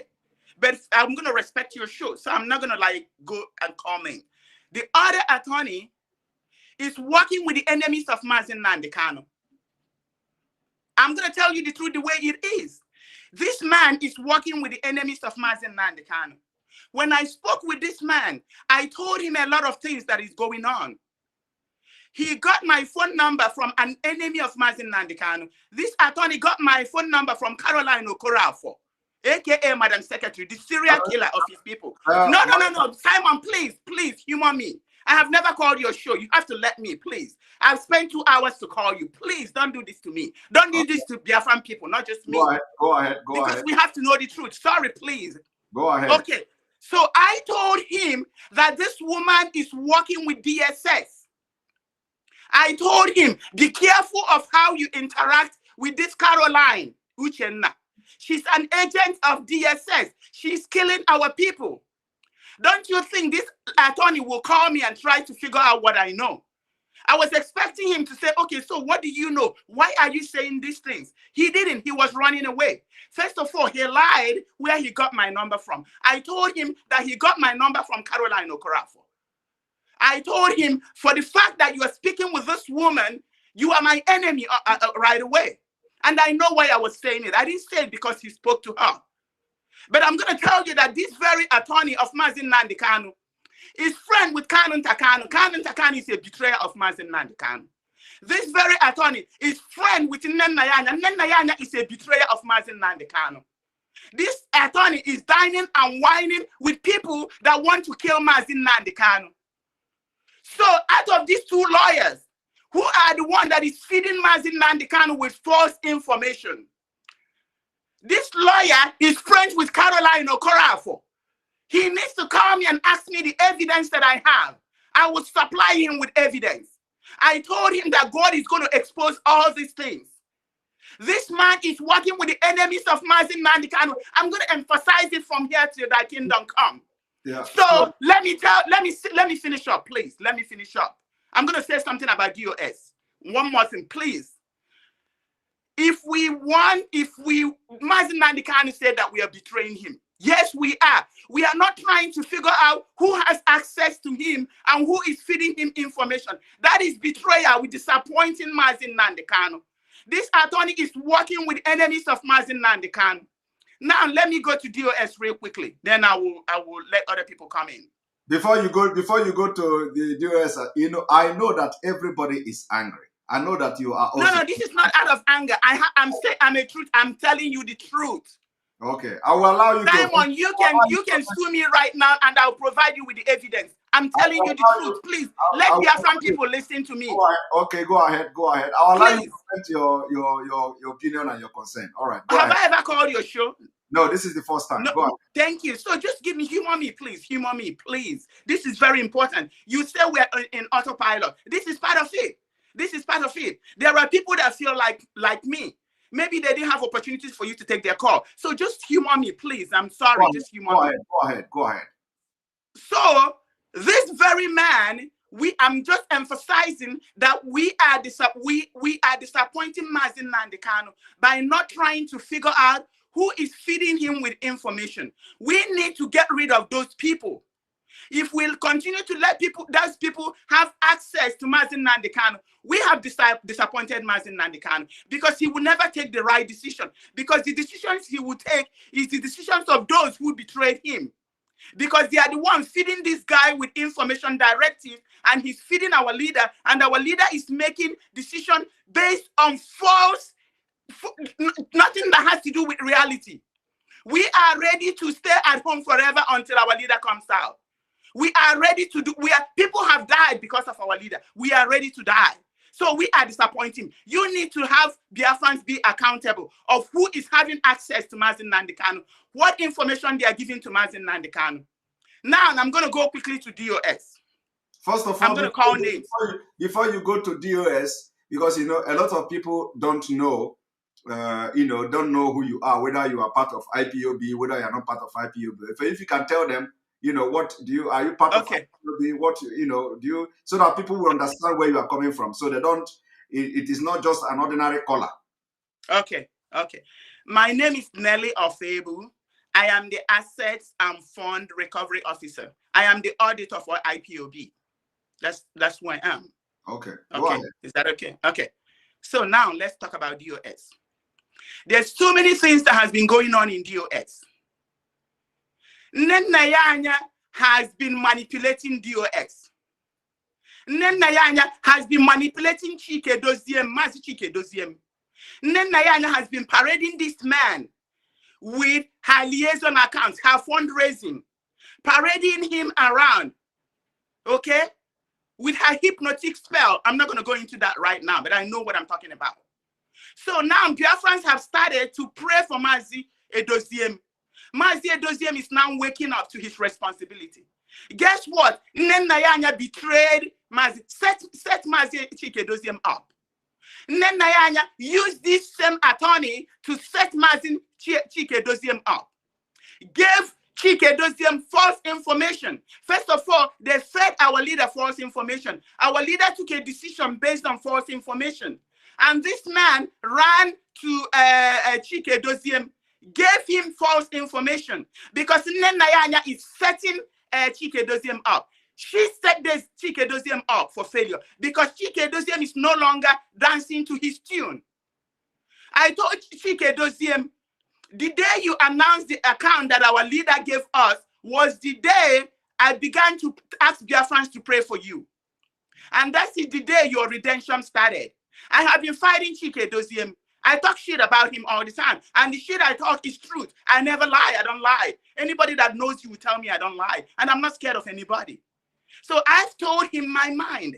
How are you parading yourself with these evil women? They closed our leader's account. They opened their liaison. You know everything they are doing is wrong. And you're letting them parade you all over the place.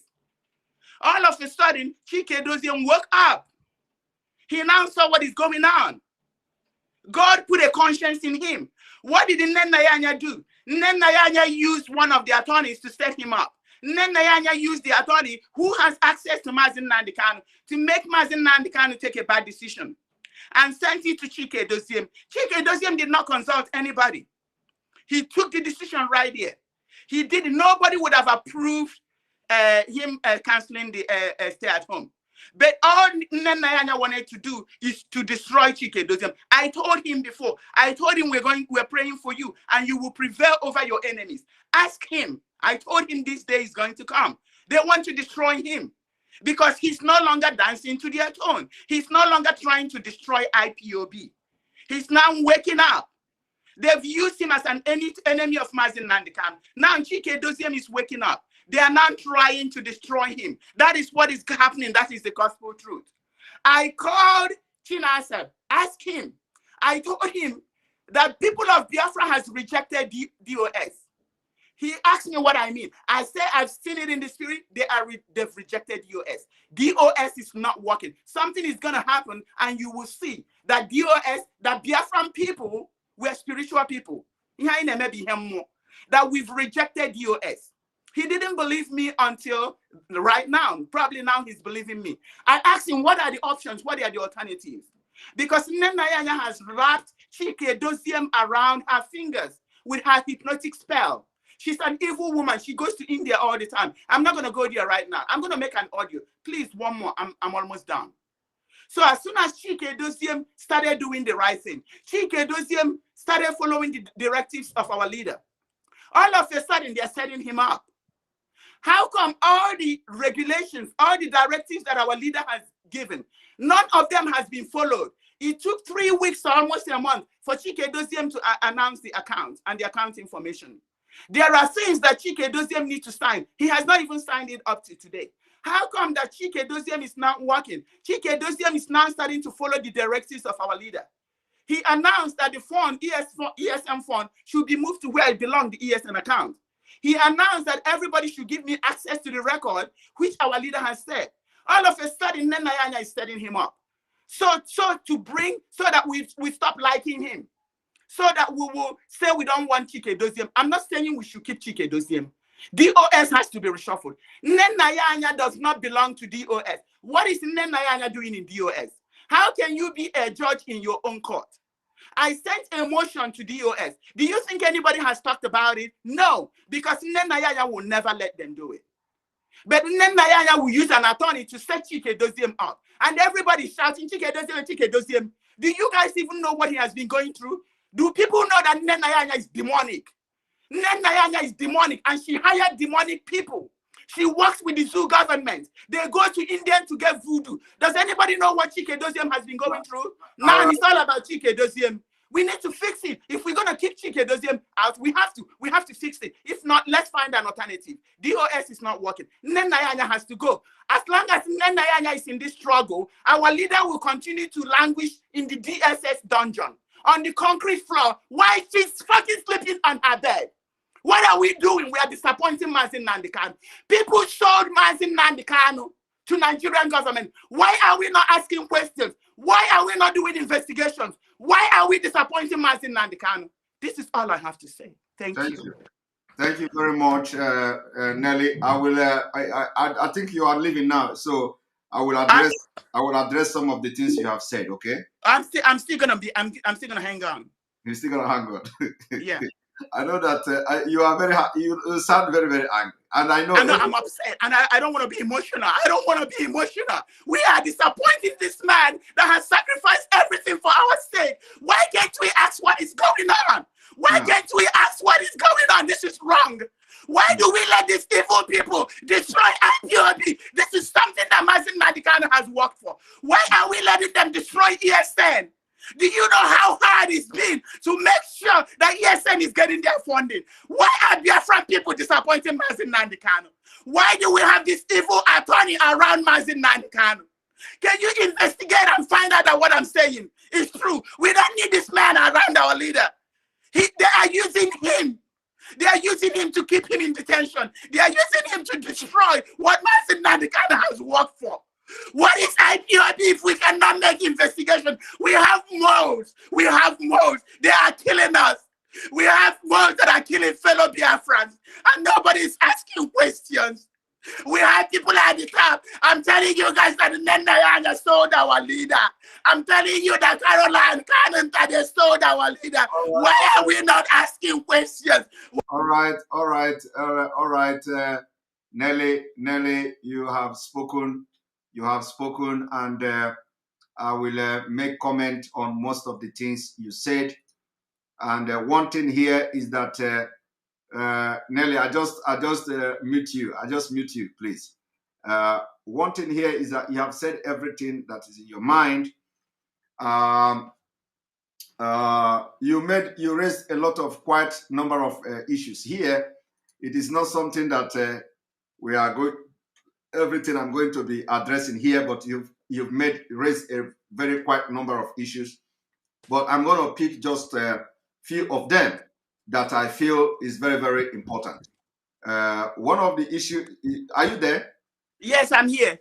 Okay, so you raised a quite number of things that is very, very important. And the one I'm going to pick and maybe talk about is that you say that Mazi Nnamdi Kanu cannot give order to stop what is working and what is effective without giving alternative. In fact, from what you are saying, it doesn't even have to have alternative when the thing is already working. So that's what. So for the Mazi Nnamdi Kanu that cannot, if the sit-at-home order is working and effective, stabbing the heart of the people that we want to get, which is in Nigeria, he cannot say stop it, right?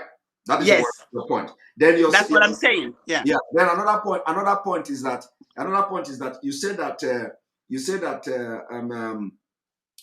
we need to look into who are those visiting and feeding information to him. Yes. Which now gave him the which necessitated or prompt this particular decision to stop something that is functional, that is working, that is effective. Yes. Yes. So, and you said that 2 people are visiting him and all that. So I understand your point. And this your point, believe me, Biafrans are watching. And, you also must have heard me saying this struggle is autopilot. And these 2 points you raise now is very, very important. That one, what kind of, and then also the third one is that you say we should also try to investigate and reason what kind of information that is being passed to our leader to make him to say, let us stop this sit at home. That actually that is very effective, and 99.9% of Biafrans are angry for stopping it. Because if he is here, with the reaction of people and the way the thing have worked, he will not he will not go and say we want to stop it, because this is actually what we have been fighting to get, to see the kind of thing we're going to implement, to see that it touches the heart of the politicians and the heart of the government of Nigeria. And this is actually one of the decisions that have actually achieved that particular target, which the video I played where this man was analyzing it, the man said that for the sit-at-home to have a total compliance, it means that the governors, they have lost every legitimacy to continue as governors in the Southwest. And that is a very strong one. He also said that this sit-at-home that see a total compliance means that the IPOB are in control of that South region of Nigeria. He also went further to say that it also showed that people are not loyal to the political leaders in that region, that they are loyal to the movement of the actualization or restoration of Biafra, and also to Mazi Nnamdi Kanu. Yes. So the sit-at-home are actually exposed a lot of things. And I know that the reason why you are here, is because you want people to begin to also reason along this line of points that you've just raised, among other points which I'm pointing out now. That Mazi Nnamdi Kanu may have received wrong information that he is now working on, which is going to be a counterproductive what we have trying to put in place to make him come out and put Yes. pressure on the government. So, well, so I'm just trying to break this your point, so that people will understand where, from what you are saying, where you are coming from. That, a lot of people are saying, I'll just allow you here to talk and talk and talk. And, that's why I say, you should tell who you are, because you have never come to my program before, and they need to know that you are one of the principal officer of the indigenous people of Biafra. You are not just one of my fans, one of the paid fan, or a ghost or a spectator or somebody that is watching. That you are a principal officer, and a very strategic officer at that, which is the finance asset recovery personnel of the indigenous people of Biafra. So when you are, that's why I'm giving you this audio, and that's why you want to. I give you, I'll allow you to speak, to make the points that you are making now, which I am now analyzing and trying to bring out to people, especially if anybody want to think along that line. And I also want to tell people that this is not actually a gossip. For people who say this is a gossip, or from the comment section, it is not actually a gossip, but it is a concern that you are raising. It is your own opinion and your own concern. And now it is left for people now to think about what you have said, which is, number one, that we need to look into the information that are being passed to our leader where he is. We need to also look into what he was told, who did it, and what kind of information he received to the extent of coming to give order to stop what is working. And that is unlike him. That's, so again, and there is no alternative other than that we are going to wait until October. And with anybody who have worked with our leader knows that it somehow it doesn't make sense. That we are going to wait until October. First of all, we do not want that the October that he stays, even though no matter how long it takes, but we are thinking that we are going to be doing something before the October court, to see that we put pressure on the government. It is all about pressure. But if we are going to now relax till October, without making any pressure to the government, it doesn't look good. And this is not like what Mazi Nnamdi Kanu, the kind of decision he will make if the right information was passed to him and stuff like that. So this is something that we are going to be digesting and processing. And then also I believe that the leadership of Biafra are watching this program, and they are also, because they say they are reviewing this sit at home, and they are going to come up with another measures. It may not be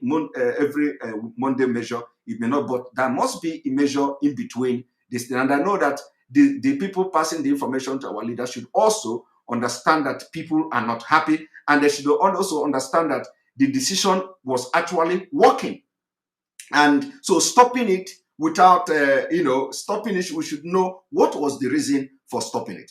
Because as everybody must have seen, even the people who are not Biafrans are commending that decision. But of course, we understand our leader said that we have made our point, which is very important as well. We have to also know that we have made our point, and our point has been noted, and now it is everywhere at a global level. But another thing everybody should understand is that if the sit-at-home continues, it had continued, for example, it is going to also make more sense, because then the people will begin to talk. The political leaders will begin to talk. And those who say that we are destroying our economy with that sit-at-home, it was not true, because we have analyzed it, giving them a very objective analysis to why it is not going to destroy the economy. And people have come to realize that, yes, it is not going to destroy the economy in any way. In fact, there is not even any economy to destroy in the first place. And it is going to also make the political leaders in the Southeast to rise up.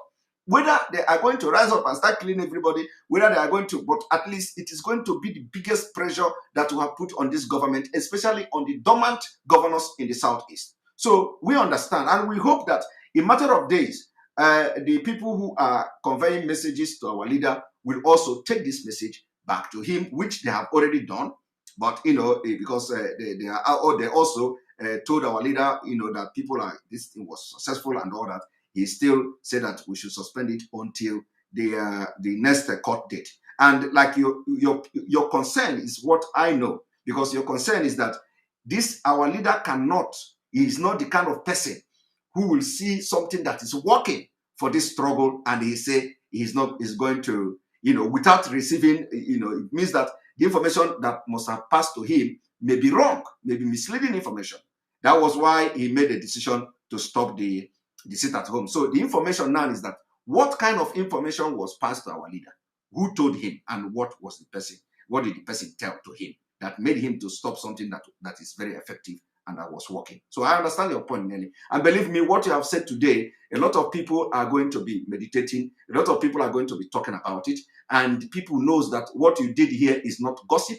You only aired your concern as a concerned citizen of Biafra. Not only that, as a principal officer of the indigenous people of Biafra. If you have personal issues with people, or you have something that bothers you, you also have the right to air it. As you continue to make this your point now, I cannot discriminate you or telling you I've never shut anybody down on my program, but I cannot do that. So I gave you that particular right to air your view, and they gave you a special privilege, because of you are principal officer, and you're actually the first principal officer to have come to my program to say something like this, because a lot of people are watching, and we have almost 7,000 people watching, 3,600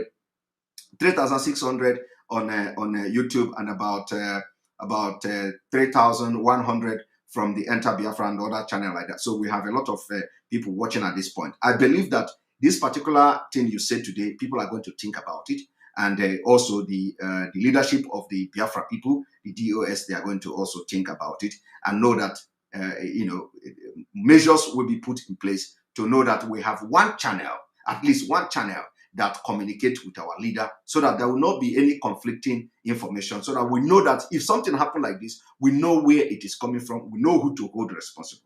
At this point now, from what you are saying, we don't know who to hold responsible. But we know that somebody may be giving wrong information as to the outcome of the sit at home. And once that wrong information is given, of course, it will conflict, and our leader have to make decision according to the information he received. And we don't know the information that they gave to him. So I understand your point. And yes, your point is very important, which we all must look into.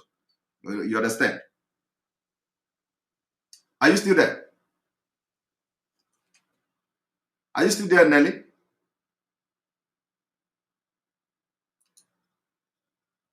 Nelly, I cannot hear you. Are you still there?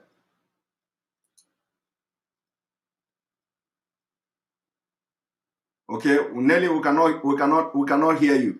But she's gone. Okay. But Nelly, we cannot hear you. But I believe you must have heard the opinion I gave you now. And so those people who say that she's gossiping, no, she's not gossiping. Understand that this is a very critical thing, and people are okay. So, but I cannot hear your voice, Nelly. You are here. So can you talk?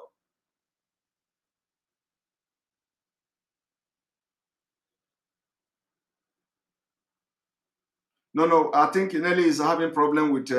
No, she's having problem with the mic. It happens to everybody. She's not used to this particular gadget.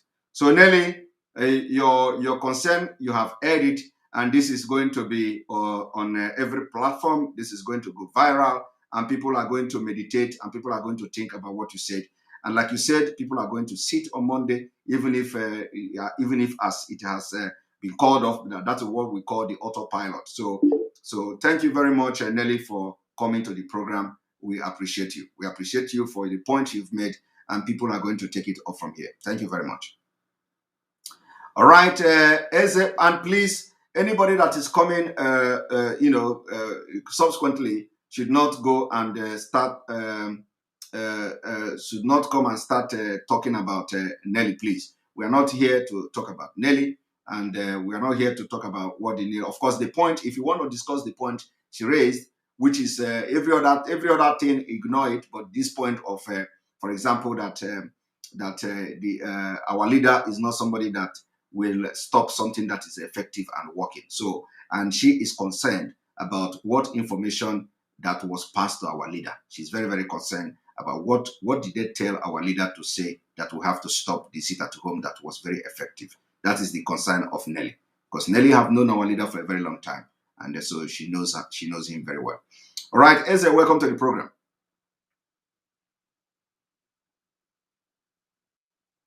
Eze, welcome to the program.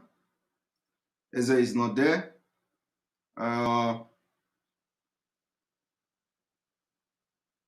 Mwatuanya, welcome to the program. Good evening. Good evening from here. Hello, Are you? Hello? Hello, good evening. Good evening. Welcome to the program. Can you hear me? I can hear you. Go ahead. All right. Thank you so much for your good. But my advice with what I have listened to and I have heard this evening is that and I got one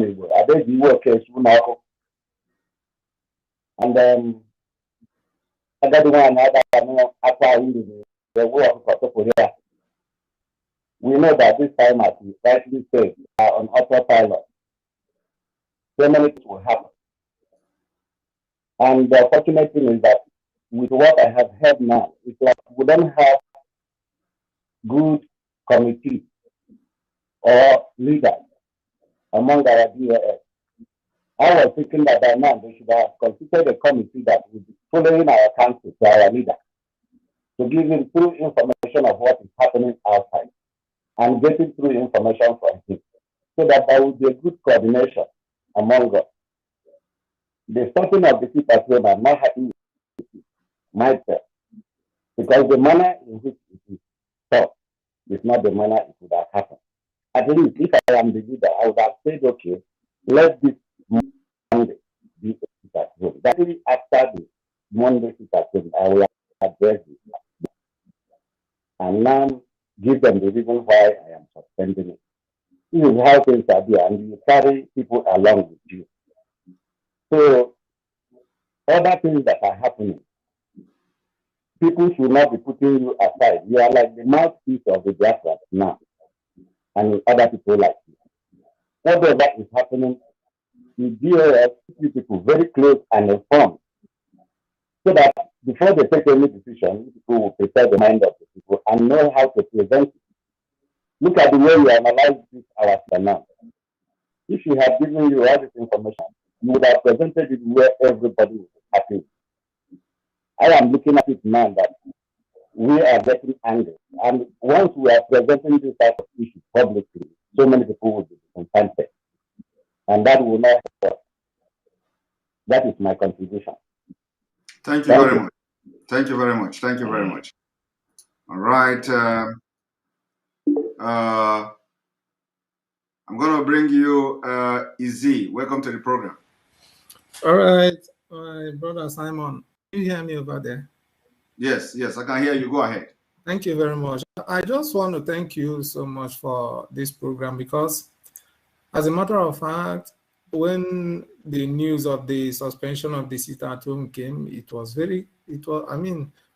personally, I was like somebody in the middle of the sea. But your explanation now has really given a sense of direction. So I want to thank you so much. One thing we should understand is that when people say that they are angry with the DOS, it's not that they hate them or they want to fight them, but it's just that when you lead a people, it is very important that you give, even if you don't want to give out details, at least give some idea, leading information that will make people to know as to why certain decisions were taken and certain actions need to be taken. So it was just like leaving people at the sea, and it was very difficult to accept whatever thing that came from the DOS, and that was why people began to complain. So, but thank God that somebody like you is there who will always come to really push down the explanation to people's understanding. I want to encourage you to please continue. let nothing discourage you at all. Please, you are really helping us. Then secondly, I just want to say I lack the competence to talk about IPOB leadership. But my own suggestion is that there are certain things that when I hear in the public, I feel like fainting. So certain things have to be discussed offline, please. I am pleading. It is a plea. It is a plea. There are certain information that if you divulge in the public, we will end up giving our enemies some kind of advantage over us. That is my fear when information like this come up. So please, I don't know how to put it, but you know what you can do in a situation like this. But I would have said, if it were possible, when you see this kind of submission coming up, you ask the person to reach you privately so that certain things will not be made very public. It's better discussed at the background. We, the members, we don't need to know much of these details. It can cause some kind of negative feeling. Okay. So on the whole, thank you very much. Thank you. Thank you very much. I think the point is that there is nothing that Nelly said here that is not public. Everything she said here is public, except you are not following the event of TC. Yeah, I've been following. I know, but everything she said here is. Well, the point here is that I've made myself clear why she have to have that time to express herself here. I've cleared that thing. Also, I picked some of the points she made, which is very important in this discussion, and I have also raised that point. And of course, you also watch when I was making those points and bringing them one after the other. So everything she said here is already in public, and I know it's already on the public domain. But if we reduce the emphasis, it will help us. I know. First of all, you talking about it is also you are promoting it, because if you have come here now, yes, that is the point. You are talking about what she said. You are also promoting it. So if you have come here and pick the point that you feel that matters a lot, which are the one I have highlighted here, you discuss it and overlook other ones she made, then you are not promoting it. But if you come here after the point I made, which is bringing those points she made that are very relevant, we feel that it's very relevant here.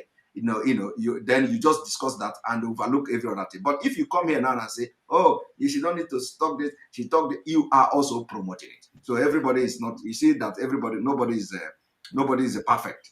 So just overlook it. Like the way she said everything, I pick the point I want to pick. Follow that line that I did. Don't come here and say she shouldn't be talking this, she shouldn't be talking that, because you do that, you are also promoting it. Thank you. Of course, I didn't mention anything she said. I was just giving a general advice. I'm not against anything. You didn't need to mention, but for you should have just focused on the point, because when she said that thing, after saying it, I highlighted the point which people should look into. Do you understand? So, if you come here to say, oh, this shouldn't be made public, because everything she said here is already public, if you are following. There is nothing she said here that is not in public domain. So it is not like she's revealing something that you have not heard before or that you don't know. But let us focus on the things, on the point which she made, which is very, very important in this whole thing. And I have highlighted those points. So let us focus on that and focus on the fact that the order has come, and we have to also respect that order. But the point here is that is our leader the kind of person that will stop something that is working for Biafra? That is the question. And another question is, what kind of information that they passed to our leader that make him to stop something that was working? That's another thing. Another thing is also, what are the information that are being passed to him when they visit him? And so these are the very important point she raised, which we also should be concerned, must be concerned, how we can have one single person passing out information. Because when you have different people going and passing information to our leader, you are going to be having this kind of conflict, and it will continue to happen. But if we have one channel, we know if problem comes up, we know who to hold responsible. You understand? These are the things we need to be looking into, how to solve it, and we'll move forward. Thank you very much, Izzy, for joining the program. All right. The Priest of Peace, welcome to the program. Before you continue, let me thank Let me thank Abuchi Boy for your super chat. Sister Nelly is spot on. Need to sort it out internally. Gold is gold due to going through high temperature purification. Or Biafra. Thank you very much. That is fact. And then Alenora Okoro, I see your super chat. Unfortunately, I have missed it because I see the super chat going off or going up. So thank you for your super chat. I think I can no longer bring the super chat on the screen. One moment, let me see if I can bring it. Alenora Okoro, thank you very much. Please, I don't see the super chat again. It has, and all of you that have made your super chat, I could not get them because of I've been talking. I apologize. All right, welcome to the program, the Prince of Peace. Thank you so much, Simon. First of all, I want to support the vendor that had lost her stuff during the whatever that happened the other time. So I want to support. Maybe I can email you in a couple of minutes after this. I want to support. I'm going to be anonymous on my support. So, but I'm going to support. I'll get back to you. I want to make 1 or 2, 3 points. You know, what our sister have said, she had a valid point. But there are something, you see, when you work in an organization, you work with information. Some people, I am a priest, okay? And some people will give you information. Others will give you different information. So how do you handle these informations? If you haven't worked in an organization that has Ndikwe and Ndekwe, you will understand what I'm saying, and you will understand what I'm saying. So see, DOS is working with information that is coming to the table of the DOS. And I'm happy that she said she's been praying for the head of the DOS so that he will be up and doing, doing his work diligently. And the information that is coming, see, there is no way Mazi Nnamdi Kanu will be in dungeon and the DOS is taking decisions that is detriment to the entire Biafrans. It is not going to happen. She has a valid point, but this is supposed to be an in-house thing. You know, some of these situations or some of the things that he has said is in the public domain, but we should not be, sentimental or too emotional, as to this. So, but the point I'm trying to make is, she said she's working with the DOS, the Directorate of State. Let her keep working with them and give them the support that they need. All the information or any information that he has that will help the DOS, she should go and do it. Now, she has bubbled the bust everywhere right now. See, this situation, this thing right now that has happened is going to cause a lot of havoc. It shouldn't have come here. There are things that should be in-house. Discuss it in-house and keep working, because whether you like it, even in families, there are people who, in your family, there are people who don't agree with you. There are people who are going to sell you out. It is there. But we shouldn't make it, a situation whereby it is going to affect everything and everybody's situation. No, that is one. Number 2, diplomacy. You see, diplomacy is very important. If diplomacy is not in what DOS is doing, then it means they don't know what they are doing. They don't know what they are doing underground. We that are listening here don't even know what DOS is doing underground. And I am sure, I want to assure you that diplomacy is being, used to do all the things that they are doing. If there is no diplomacy, they can't work effectively. So the post that you make, the video that you showed, the man that was talking, he talked about the election. He mentioned about election. I want to say here that there would not be any election in Biafra land. My reason is this. We should not legitimize this fraud that is going on. We should not legitimize that. And that is what, if DOS is listening, that is my opinion. And if there is any way this thing can go the whole of Nigeria, because one, it is going to hurt the Nigerian government. It will bring them on their knees that there is no election in Nigeria. If part of the South, the whole of Southern Nigeria decided we are going to sit at home that day, but the Yorubas, I'm sorry to say it, they'll do dua. Some of them will want to go and do bole and all that. They wouldn't want to join in this aspect. So, but if we are going to get to a point whereby this government will come on their knees, we must never allow election to hold. Let everybody sit at home, like you said, autopilot, you know. Okay, look at Tinubu. He came to US, he had surgery, and he went to do a prop up with Buhari. That man is not working. He's so sick. He is partially paralyzed. The operation that he has, the surgery he has partially. Now, somebody said, your president, na photo. These are the men that want to, you know, come and legitimize one Nigeria. You know, it is very, very important we understand that. And finally, if there is any way you will bring Barry Joseph once in a while to talk, I don't know if it is possible. Bring him in on your show, you know, so that he will talk to everybody. Because right now, what we need is calming nerves. Things are working. What the DOS have done is working. It's going to work. I am still sure that some people will not want to go out that day on Monday. Yes. But some people will still go out. But what I want people to understand here and pass this message across is this.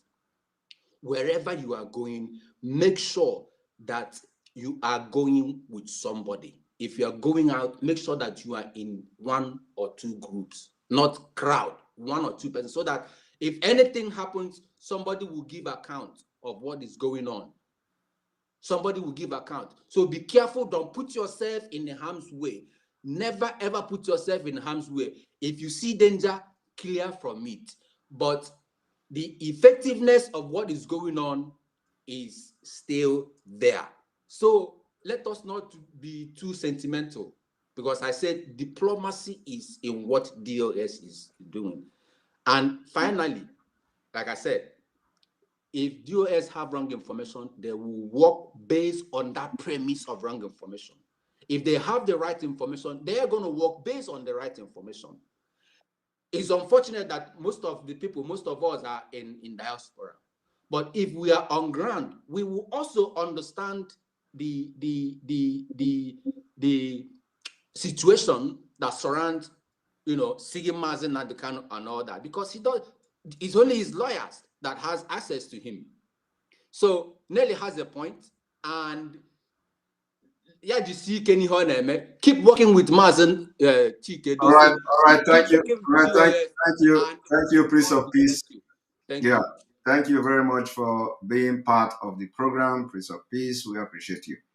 Well, some of you listening and watching, when you look at the screen, you will see that somebody who don't have a name, who say he is or she is a O.OC, say that Simon was wrong to allow that woman that long to be ranting against another officer of IPOB leadership. That shows Simon is giving her a thumb up. You know, Simon is also giving a thumb up to Buhari and APC, because I have played their video here. Simon is also giving a thumb up. These are the people that are causing confusion. You think that because you are agitating for Biafra, you cannot allow people to air their opinion and their view. Do you know how the person who spoke, do you know what sacrifice she have done in the struggle for Biafra? Do you know what she have done? Do you know her position? You know, some of you have never contributed nothing other than coming here to look for fault, because you want to impress, or you want to show loyalty to non-existent and inconsequential human beings or group of people. You just come to Simon Ekpa program to comment trash. You think that if you think that it is easy, go and open your own program so that you can allow somebody who have a very serious issue, whether emotion or not emotion, and when it comes to your program, you kick her out, tell her, get out of here. I don't want to hear. I don't do that. I'm a civilized man. I'm a Democrat. And there are people, when they come to my program, I give them the opportunity. I give them the time they need to vent their anger. Because if you want to solve problem, you allow people to vent anger. That is how problems are solved. All of you are even worse than Nigeria. Nigeria government is the government that when you kill people, they will tell you don't report it, because if you report it, it is going to bring a bad image to Nigeria. But they are not going to solve the problem leading to people being killed. They come and say, do not report. We are going to cage media. Don't report against the Boko Haram killing. Don't report against the killing. But when they come to Eastern Nigeria, the Biafra land, they kill you. They share the video everywhere. They tell you we have killed the ESNO. We have killed Tenno. They kill Ikonso. They show the video of Ikonso. At the same time, they are showing the picture of Ikonso. They told you, do not share the video of Nigerian army. Don't share the video of Boko Haram, killed Boko Haram members. And at the same time, they are showing you pictures of Ikonso. You are as bad as Nigeria. It is not every time you tell people, don't talk, don't talk, don't talk. There are talks that will solve problems that you have. And that's why, for those of you, because you are not civilized. And if this man, if you, OC, if you are living abroad, if you live abroad, if you live in a diaspora, and you say you shouldn't have given the woman the time to talk, it means that you have wasted your years. You have wasted your years in abroad. Do you know why you have what we call the psychologist? Do you know what is psychology? Do you know what is psychology? Do you know what is therapy? Do you know that in a developed world, you have what we call therapists? Do you know how therapists work? Therapists work that when you have problem, you go to them, you talk, you speak, you pour out your mind. That is how problems are solved. If you are doing with somebody, oh, don't talk, don't talk. When you talk, you are escalating it. This is not public. This is this. Do you know why you have what we call the Oputa panel? Do you know why the people who put up Oputa panel in Nigeria? Did you follow Oputa panel? Some of you don't know nothing. You are not following anything. You don't know reason for what, some of the things that's happened, you overlook it because you are just busy eating apple and gari. That is the only thing you know. You just know how to eat apple, eat gari, look for woman to chase. While people are busy cracking their brain, developing their critical thinking, you are busy looking for apple and woman. And today, look at where you are. I don't know how old you are, but you don't even know how problems are solved. Why you had Oputa panel in Nigeria Oputa panel was publicly debated. All the impunity that happened in Nigeria, they have to look for a way to solve it. They could not even solve it, even though it was public debate or public hearing.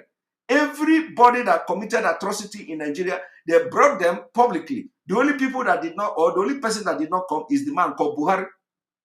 You see, it was for people to come and tell where they were wrong, where the Nigerian government, the system wronged them, where the leaders of Nigeria wronged them, so that to be able to bring solution. You do not come and say, Abacha was killing people and feeding crocodile. He kill people and feed crocodile in Aso Rock. So don't talk it, don't say it, because it is going to bring problem. You see, I want you all, don't just come here and show ignorance. There are things that people need to talk, and they talk it public, and it will solve a lot of things. You are not going to tell me what to do on this program. Okay? I choose what to do, and I do what I want to do. You cannot come here and dictate who are allowed to talk, how I allow the person to talk. If you think that you are going to have a restriction on people, when the restriction comes, I know what to do. This person is a principal officer, and she have the right to come here, and I have the right to give her my time. And if another person want to come to talk and counter what she said, I'm going to also allow the person to talk. But at the end of the day, I will pick the one that I feel that is very relevant and people should be pondering on. And that is how to solve problems. You don't solve problem by grudges, keeping the grudges, allow people to talk inside. Do you know whether she have tried to talk internally and it didn't work out? So please, don't come here and tell us how to run our program, please. Thank you very much. And then Chidi, thank you for your super chat. The strength and weakness of Ndibo is ambition. The cleansing is in progress. This is the time for everyone to be watching who is who. Biafra Ndi. So thank you very much, Child of the Rising Sun, for your super chat. And that is true. We appreciate you. And then I'm going to bring you also, the next person is Samuel Okonkwo. John Alamedia, thank you for your super chat. Mazi Simon, you played major role to mobilize Biafran in last sit at home with instruction of Mazi Nnamdi Kanu. Please contact all those Miss Nelly mentioned.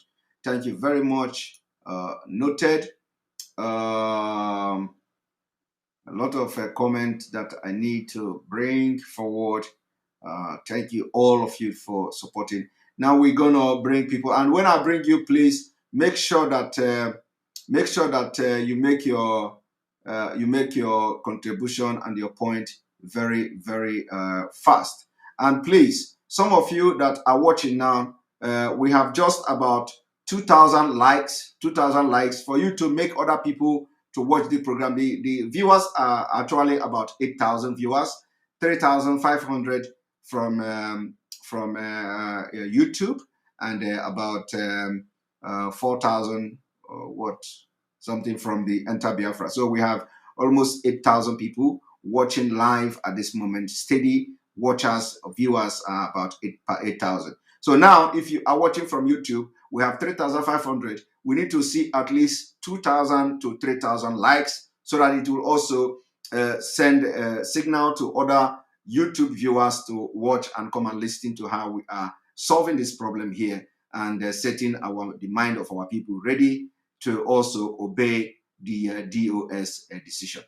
Thank you very much, Samuel. Welcome to the program. Thank you, sir. Can you hear me? I can hear you live and direct. Okay. My name is Samuel Hiro Konko. I am from Aguleri. Thank you, Simon. God is using you. I want you to, in this adventure, I want you to learn Igbo people. All those men who are telling you, oh, please, is that your time to shine? They are still the one that will castigate you. My brother, continue in this trend, because what you are doing for IPOB is very much stronger than what anyone can think. All those people who come to tell you, Master Simon, do it on your own, go alone, move out, do it on your own, you can do better. They are the ones that will still tell you that you are not getting it right. So please, focus. I have a breaking news for the zoo called Nigeria.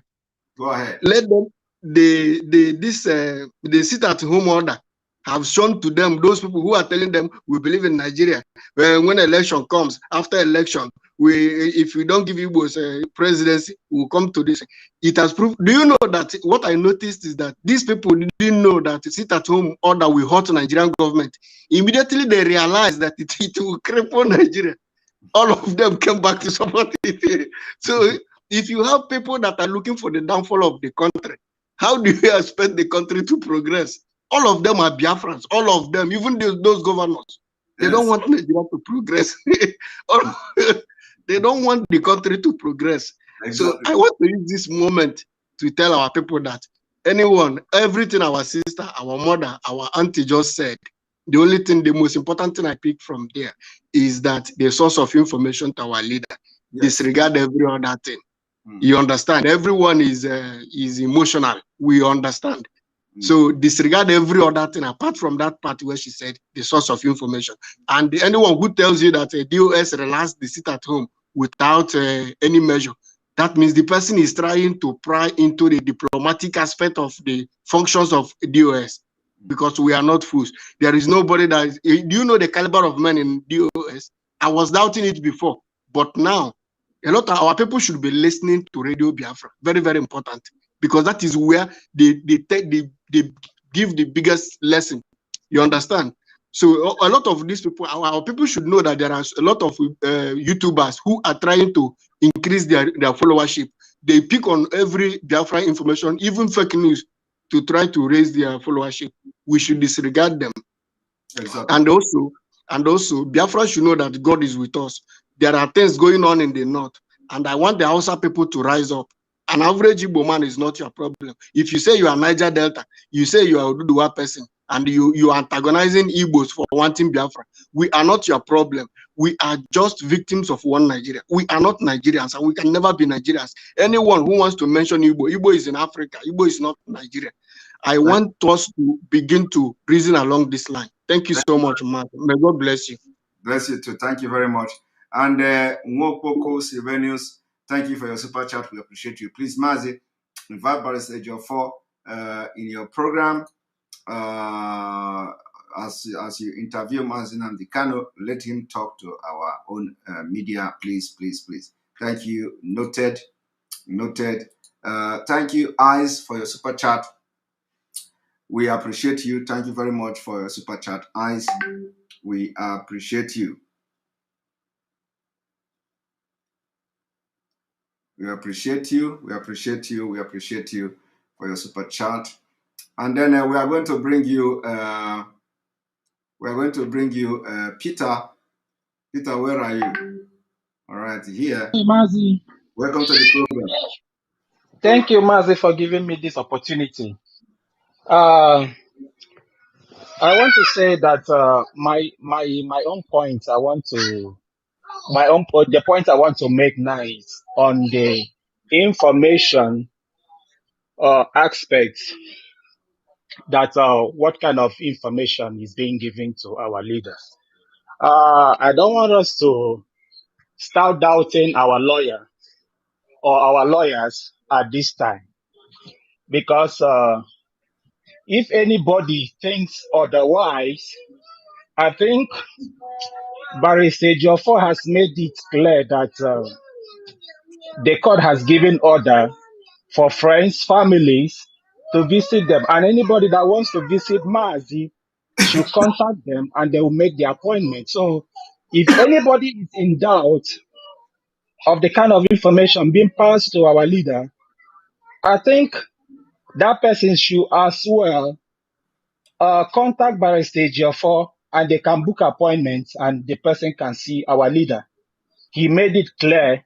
So let us not look at it as if it's only Barrister Ejiofor that is in position or that has the authority to see him alone. He said that very day, if I could remember, he said families and friends. So you could go there and book appointment with them and go. That being said, Mazi Simon, I want you to understand that this program or this channel is like a healing center. So many of us came here today to get healed by the news we had yesterday. Even though we know that, yes, it's coming from our leader. Of course, personally, when I heard it, I feel disappointed. But then, since we are all practicing command and control, I have to adjust myself. I have to adjust my emotion to follow the order. So, coming to program of Mazi Simon today, we all know that in this place, they put out things to us like primary school children or kindergarten children, so we understand things better.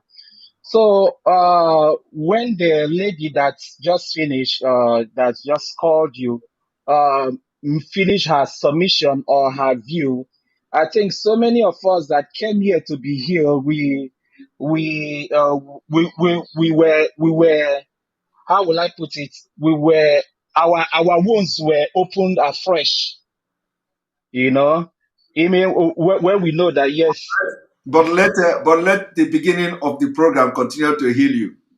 Yes. So, Mazi, what I want you to do before you wrap up this your program, please, I would like you in your own way, you know how to talk to us to get some kind of, because as I say, this place is like a healing center. You know how to talk. Everybody has the right to air their view.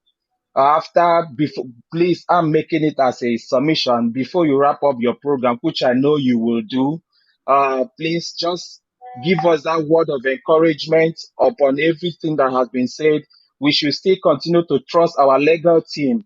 This is somebody that has escaped assassination how many times, you know? So it is not something that, for me personally, I'm giving my own view. It's not something that I will be doubting what kind of information that our lawyers are passing to Mazin Nnamdi Kanu. Also know that him being in DSS dungeon, those guys there may just be giving him also some kind of wrong information about the sit at home. It's possible also. So it's not just one way. So I don't want our people to start doubting our able legal team. You know, even Barrister Geoff also put out a statement today. He feels so disappointed that so many people called him and also emailed him and all that. So You know, but let me also make something here. yes, This sir. that our sister that spoke, she did not accuse Ejiofor. No. I'm not saying that she accused Ejiofor. You know, she just made her point. That is what I'm saying. She aired her view, which she's entitled to. So me, I'm also giving my general view of it. You understand? So people should not start start saying, oh, these legal people, this and that, because we are human beings. You know, at times our emotion can take us to the other side of this. So we should balance our emotions. So Mazi Simon, thank you very much for giving me this opportunity. As I say, this place is a healing center. Please, before you go, as a doctor you are, please give us healing. Thank you very much. Thank you very much. Thank you very much. All right, and those of you that are still watching from YouTube, we have about 2,500 likes, which is also a very good number that we now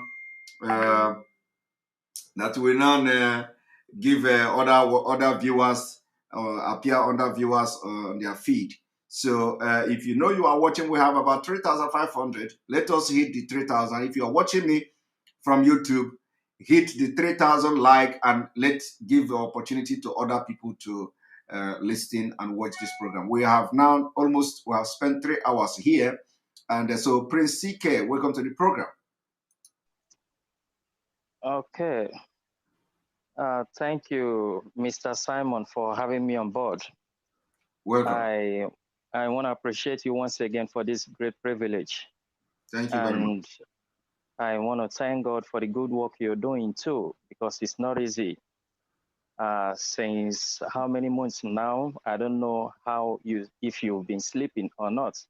But nonetheless, I want to say, based on the issue at hand, Peter, the last man that just spoke, have spoken, or rather, he have taken a lot of things that I wanted to talk about. Although there are still some other things which I felt probably I would like to, or probably for us to discuss in private. So that's why I sent you a message. If we can kind of discuss on a private chat, because I know, just like Peter said, it's not everything that should kind of come open to the public.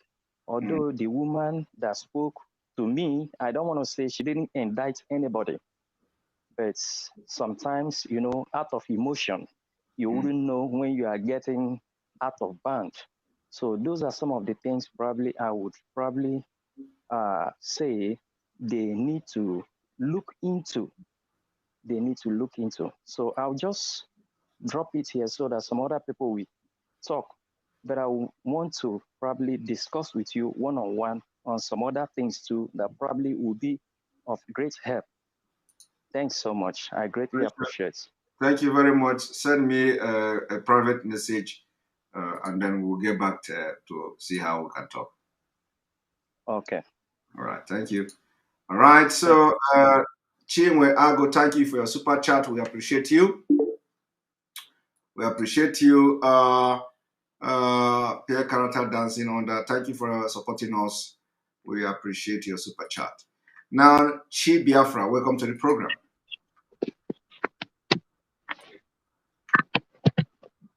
Simon, can you hear me? I can hear you live and direct. Simon, good evening. Good evening, my brother. Good evening from here. Good evening from Houston here. Yes, my name is Chimezi Ofebu.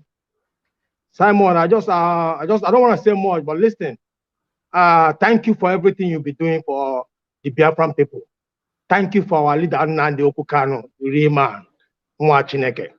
Listen, this struggle, I've been in this struggle since 2011 with Clifford Iruanya. Listen, this struggle, people are falling out by the wayside.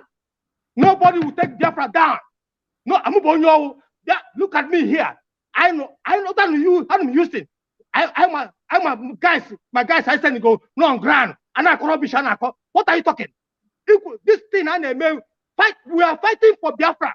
We're not fighting for nobody. This woman, let him fly down to Nigeria. That's why Ojofor down in prison there. Nobody should deceive all of us. Nobody would deceive. They're not born to deceive anybody that is struggle. Let me tell you, this struggle, people are wanna. Let me tell you, nobody will stop this struggle. But nobody. Nobody.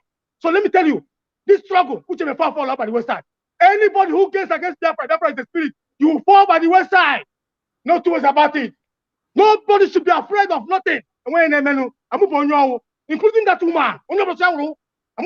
Listen, this woman try anything. When doubt, let him fly to Nigeria. So if I get to prison, let anybody have been I want common sense. None the all teachers ability to reason. Oh, yeah, I'm going to hear. And when I receive that again, I want we fight this struggle to death. I got fight my children. I got time. Watch, I have to see. We will fight this struggle to death. Simon, all of you. Stand where you stand. I'm going to get paid. If anybody else I forget taking now. We keep moving. This struggle, move on. I'm going to stop this struggle. The river bonnet. I'm going to I'm my face. I'm going to so Biafra all Biafra stand strong. Let Taliban. You're going to Taliban. Taliban are telling America also. Who do you? I need to take a strong action. You know, action. I go. And when you stop this struggle, I go to Biafra. I got I'll shoot the people now. I'm not going to share. People are dying. I got people on ground. I say, behind Biafra. I don't go on the ground. I'm not rubbish. I'm not rubbish. Guess who much military guys to here? I'm not rubbish. I'm not anything. Nigeria will not small job to take. Taking Nigeria down was more by snipers. And I call you rubbish. And I call once you here. Nature and I call rubbish. And if Nigeria, 1 year, I call. I have been a correct no sister. I actually not nonsense. Nene have been here for long. Nene will yoshi. Biafra spirit can put Nene. Chico doesn't run yoshi. Biafra so good put Chico does it. Only open one and the canoe. Run yoshi. Biafra spirit give up there. Una to lojo. And your spirit, my brother. Let's move on. Let's move on equal. It's a struggle to change. Bye bye. God be with you. Peace. Thank you. Thank you very much. Thank you very much. Everybody is angry. This is the first time Biafra spirit is everywhere. The Biafra spirit is everywhere and people are really, really, really angry. But everybody must calm down. We are getting there. We are getting there. Prince CK, please email me info@ekpa.fi. Thank you. info@ekpa.fi. Rochidera, welcome to the program. Master Simon. Yes, good evening from here. Abato Biendewo. Udo, Ndewo. Udo, sir. And there one now. Master, the quick one. After I go in with you privately, but he did pick a code. Actually, this global protest. I'm sure you have come across it, but you haven't made a broadcast about it. So I'm just bringing to your attention. Mommy, I try. Global protest on 31st of August. The flyers. Osalas Neku. Sir? Osalas Neku. Mba. Okay, your voice, Richard. Voice. Okay, go ahead. All right. Okay. So since on 2nd of August, and the Kubemakia, I'm not sure if he did because no global protest. I have said it. It is on my. I have been saying it now. No, this particular one for the World Igbo Congress. For the World Igbo Congress now, yes. I'm part of it now. I've been saying it now. Yeah. Yeah, I can. Okay, I haven't come across it, so that's Okay. one that's really. I Yeah, think, yeah, I've been pull all the flyers out. Can the madam because she can do because all the way go. okay, I will. Yeah, and the second thing, Sama, is just I'm not trying to deviate from your program. A kidnapper almost Madone, Nebony State yesterday. Mas Simon, I just got a call from the family member. The guy tried to inform not there now. So I tried to inform the police officer and they kidnapped one of them. They killed the driver, as I'm speaking to you, just for the family to inform the police. They just killed the driver and the sign us warning. So, okay, Maraman and the Kurmaka weeks or so ago. Hanos in Obodo. Udo Dregsa. Udo. Thank you. All right. Onyeze na Jakarta. I didn't remove you. Nobody remove you. I'm gonna bring you after Nkechi first. Nkechi, good evening and welcome to the program. Good evening. Thank you, Simon. Thank you so much for bringing me on. I've been watching, and I must say thank you for how you handled the lady that phoned earlier. Shows them a lot of maturity. So what I'm going to say is the sit at home, unfortunately, has been cancelled. And it's very obvious that so many people are upset, right from last night. The whole social media is filled with people trying to show how angry that they are. But somehow I feel like it's a good thing. One, because it has proved like that people were not being, or rather are not being compelled to sit at home, Yes. just like the Zoom media and the one Nigerian people, the impression that they are trying to create that IPOB or ESN had to enforce the sit at home for people to sit at home. So this thing that has happened has gone a long way to prove that people were not compelled. You can see how hungry everybody is, both Biafrans that are home and even the ones that are in diaspora. Everybody is hungry for this sit at home. But having said that, one thing I would say is, let us not forget that when the DOS announced this sit at home, on that same breath, they said that they will review it after the last one, that there's going to be a review, and that after that review, they will now decide how to move on with the sit at home.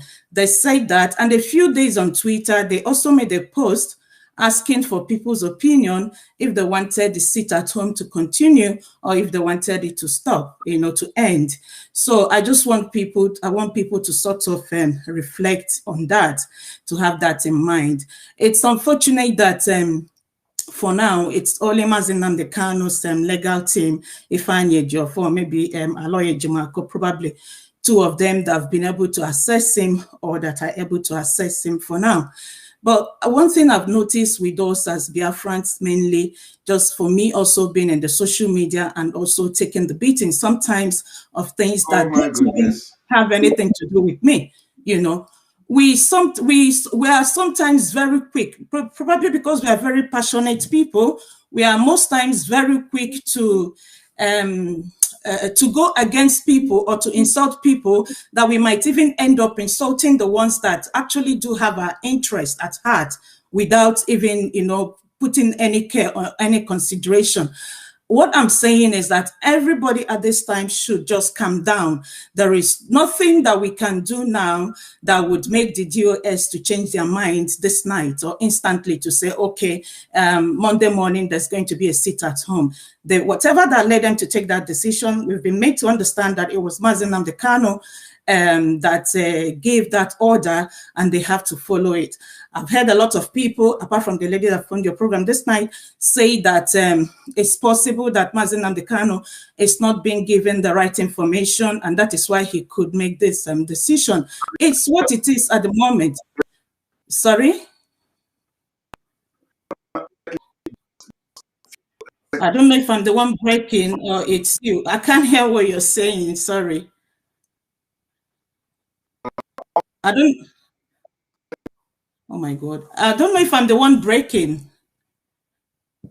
Oh, yeah, I don't know. I know what you're saying. Sorry. All right. I don't think I'm the one breaking. I just monitored it. Okay, I'll just keep talking. I hope you can hear me, Simon. Because I heard you were trying to say something there, but I couldn't. Okay, cool. Okay, I hope he comes back. So anyway, all right, cool. Thank you. So what I was saying before we had that little break in transmission is that most times we are so quick, to jump on people because we are very passionate people and we are very passionate about Biafra, but we should also try to take a step back so that Gaihara Iga against Onye, someone that is actually there for us or somebody that is standing for us. I don't think it's fair for anybody to speak against Ifeanyi Ejiofor at this time, considering that this is somebody that's been with IPOB and been with Nnamdi Kanu over the years. And I don't think that he's going to come now to betray Nnamdi Kanu or to betray the struggle. If the DOS had made a decision based on the order they claim that they got from Mazi Nnamdi Kanu to cancel or to suspend the sit at home, for it to be only when Mazi Nnamdi Kanu is going is going to court. I think we all should just calm down and respect that, because look at it this way as well. Because when this sit at home, when they gave that order that is going to be weekly, we were all excited about it, but I personally was thinking in my head, I don't know how sustainable that was going to be. The first 1 week, 2 weeks, 3 weeks may be okay. People will be excited. Okay, people will be excited. But after that, how were we going to sustain it for every week until whenever the zoo is going to release Nnamdi Kanu? So who knows? This might even be for good. So everybody should calm down. And then I also wanted to speak in the direction of the leadership of the DOS. They need to get their act together. There's a lot of information flying out there that is not supposed to be out, and it's ridiculing the struggle, and it's making a caricature of the DOS and a caricature of the struggle. They should understand that this movement, Biafra, is more than an individual, and people's lives are at stake. A lot of people have died because of this struggle. A lot are putting their lives in harm's way, in danger every day, every moment, every second because of Biafra. And at this moment, it's only the DOS that we have to pilot the movement of the struggle and the millions of people that are agitating for Biafra. So the DOS, whatever is going on among them, they need to, it's high time that they took responsibility and put their act together. I personally am not happy with what I'm hearing. I'm not happy with what I'm seeing. And it is very, very demoralizing, because it's going to make some people be worried or be scared, like, okay, what is going on? With Mazi Nnamdi Kanu is not here with us. DOS should be able to sit up and do things right, and not just coming out all the time, people trying to wash their dirty linen in public. We are not interested in what is going on within them. I am not personally interested in hearing who is voodoo, who is this and who is that. What I want to see is that the DOS is taking action and they are doing things that are piloting the struggle in the right direction, because people's lives are at stake. A lot of us are depending on the DOS to make sure that, we have a direction. And at the moment, it doesn't look like that direction is there. And they need to also be able to come together as a group. If it's Mazi Dozem, if he's the head of the DOS, he should be in charge and be the head. And if the women in the DOS, they have a problem among themselves, let them sort it out among themselves. We are not all these things that they are flying about everywhere, trying to say who is doing that and that. I don't even want to start saying all that, because it gets me really upset. And it is counterproductive. I don't know what people think they want to achieve, but whatever they want to achieve, they are not achieving that. Rather, they are putting doubt in the millions of people who have trust in this struggle and who believe that Biafra is definitely going to come. And like I said, whatever we do, let us not forget that lives are involved. Many have died already. Many are putting themselves in harm's way. So this is not something to be joked about. If sometimes what they do makes it feel like they're making a caricature of everyone who is giving in everything for this struggle, and that is not fair. So DOS, please, I don't know if you're listening, and I believe that you people may listen at a point, get your acts together. Stop putting yourselves in shame and stop making all of us feel like we don't know what we are doing. Please put your acts together. Thank you so much, Simon, for the opportunity to speak.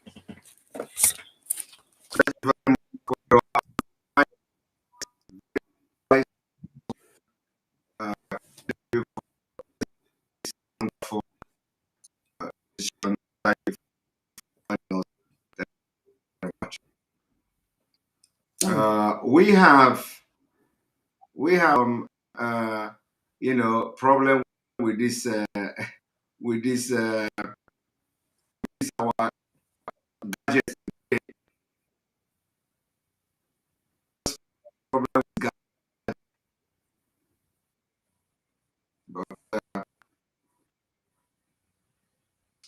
the network is happening.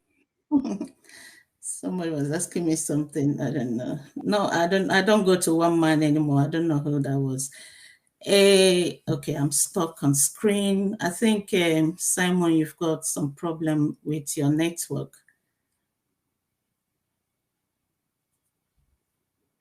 All right, I'm stuck on screen.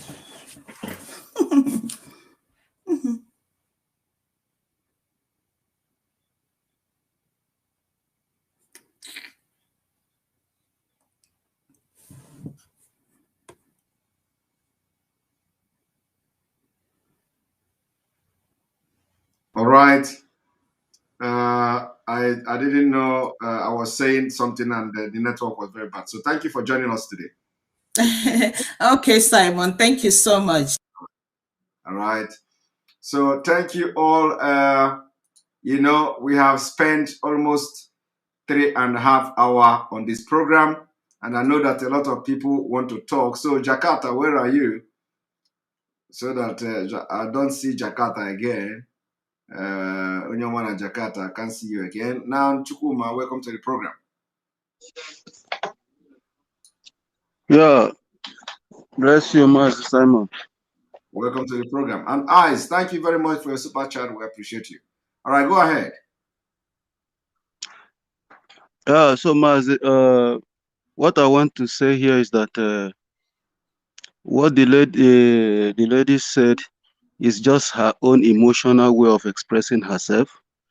What matters most is that as a Biafran person, if you have sucked the breast of your mom very well, you will just play the game the way our barrister, Ejiofor, wanted us to see this issue. You don't know that a man who just coming from, what is his name? The guy in Onisha, and protested, you know, and you know what he have suffered in this case. And for him to say that he is very sure that Mazi Onyendu is coming out. And if the people of Biafra want him to explain all this issue as if he's talking to his mother in the village for them to understand, he said that he would be the last person to do that. Now, he knows what he's talking about. As a barrister, he will not like to expose things that matters. You know, we remember that there was a time a man was speaking on the social media. I don't know if he's a minister or so. He was analyzing that there is an underground discussion going on between Mazi, Nigerian government, British government, and other Western power. The man says that now we don't know what is trespassing, but one thing is of a sure, that when somebody go somewhere and come back and tell everybody, let's settle down, then automatically the wise person will just go back and lay back. This is not time to begin to point on this. We trust those people working with Mazi Nnamdi Kanu. And as far as Ejiofor have said, let's hold on. Mazi is coming out. There is something fishy that is for our own advantage. And that is what I wish all to just believe and take it the way it is. Thank you. Thank you very much. Thank you very much for that, your there. We appreciate you, Choboma. Thank you, Caught by Fire, for your super chat. Biafra is the hope of southern and the eastern Nigerians. Nigeria government is for the politicians to reach themselves. Why in the masses? Saboteurs, please stand aloft. Thank you very much. Caught by Fire. Eniekan, I think. Caught by Fire is Eniekan. Thank you. Steve, welcome to the program.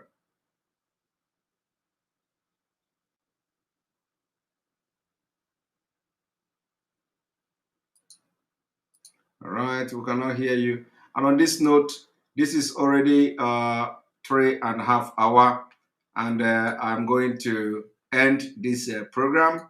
Now, the issue of sit at home has been addressed. A lot of concern has been raised, and what I have to tell the Biafra people, in addition to my what I have said in the beginning of this broadcast, is that the order have come from the DOS, from the leadership of Biafra, and it is coming from our leader Mazi Nnamdi Kanu, and we have to we don't have any other thing other than to obey the order, give them support they need in propelling this ship. Remember that the struggle now is in autopilot. The autopilot of this struggle will continue to pilot. It is not our doing, it is not our making, it is the spirit of Biafra that have activated the autopilot. Even though as we are trying to make sure that we tell our people to listen to this order and obey it, everybody have seen for the very first time in the history of Biafra struggle, where Biafra have taken it upon themselves, the autopilot. Autopilot, everyone is a suspect. Yes. So exactly. I think if you can make that comment public, the autopilot, everyone is a suspect, including your own brother, and even your own secretary has become a suspect in autopilot, because in autopilot we don't have control of what happens. So most frank, make that comment on the distance. I will put it to the public. In autopilot, everybody is a suspect, and this is what is going to happen. It is going to turn for our own good. It is going to be on a positive side. Everybody, you will accuse this one, accuse that one. Whatever happened, remember, we have to obey the office of the DOS. We have to respect that. We have to respect the decision of the leader. But at the same time, people in Biafra land, the spirit of Biafra land has possessed a lot of them. And what they do is what we don't have control over. So what is going to happen next Monday, we don't have control over it. Some people will say, okay, if I come out now, if they shoot me and stuff like that, I have to stay at home. So if we begin to witness a partial lockdown on Monday, we should just respect the people's opinion and choice, because some people may decide to stay at home, some people may decide to go to work.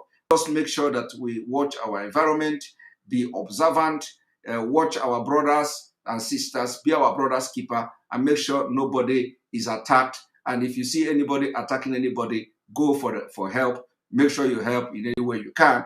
Do not allow your brother or your sister to be attacked by anybody. So we are going to be our brother's keeper in this autopilot mode that we are now into.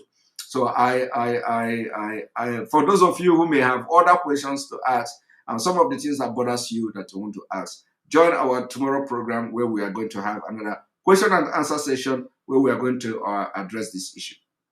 And of course, our nobody is accusing Barrister Ejiofor. Nobody is accusing anybody. You have to listen to this program again to know what our sister Nelly was talking about. Nobody is accusing him, and he has been one of the best. Like I have always said, when our leader makes choice of people, don't question it, don't fight it. Always respect that, because he see what he don't see. He see what he don't see. And Barrister Ejiofor is Odogu. Barrister Jofo is Odogu, and also our own Indaboski Bahosa is also Odogu.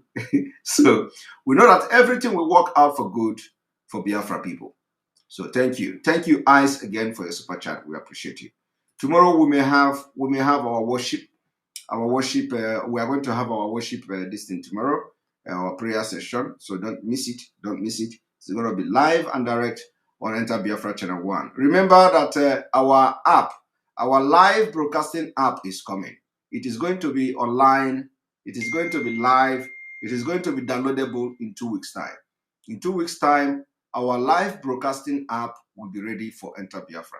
So you are going to download the app and you will never miss any program. When you download the app, if we are live, it will bring push notification to your phone. You are going to see that we are live.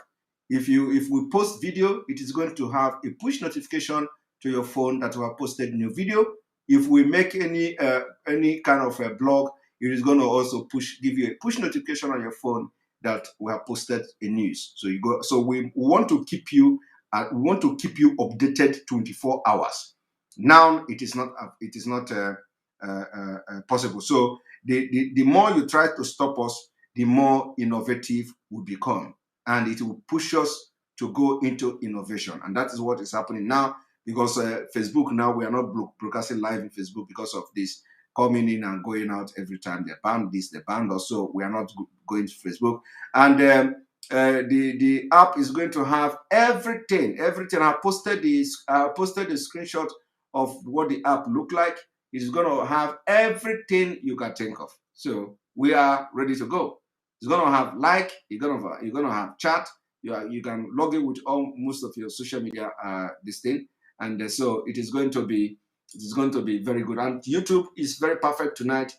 We have, I think this is one of the highest viewers we have had on Facebook on YouTube. So it is working, and we have also recorded quite a number of viewers today in Enter Biafra. Thank you very much for joining us, and may God bless Biafra, may God bless Oduduwa, may God bless the Middle Belt, may God bless the Amazonians, may God bless ESN, may God bless IPOB worldwide, may God bless Mazen Dekano, and may God bless our leadership, Biafra leadership, all of you, and the leadership of Biafra.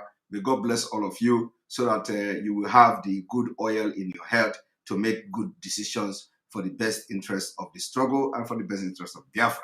May God bless all the principal officers in IPOB. May God bless all of you, so that you will not deviate and you will always continue to stand by the truth, irrespective of who else is God. You stand by the truth. May God bless all of you. God bless you watching me this evening, and have a wonderful evening, and have a wonderful Sunday and a wonderful weekend.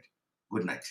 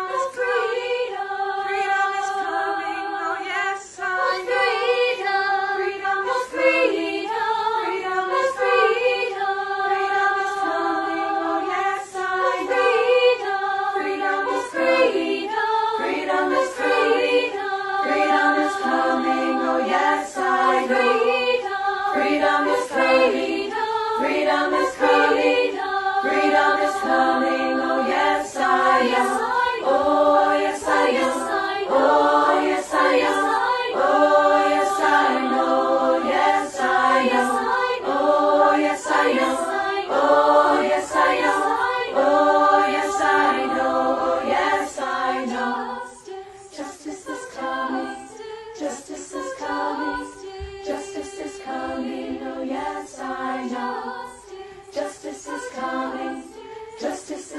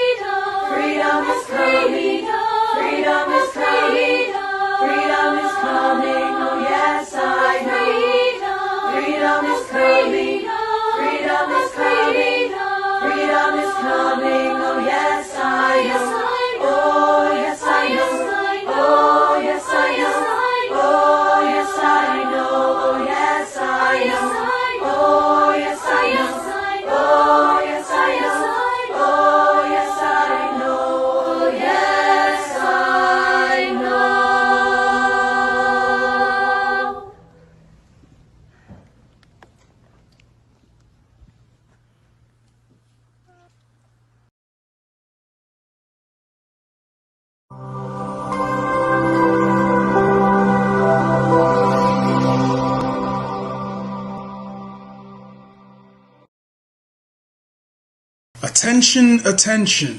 IPOB One Family. This announcement is for those outside of the USA that wish to donate to the Eastern Security Network Fund that is based in the United States. Because of the fees that donators have to pay the bank when sending wires, we recommend that if you're sending less than $250, that you donate through the IPOB USA website. It's fast, simple, and less expensive for you. Go to our website, www.ipobinusa.org/donate. That is www.ipobinusa.org/donate and make your contribution. When it comes to keeping our people safe, every bit counts. After all, the security of our communities is our responsibility. Let's make this happen together.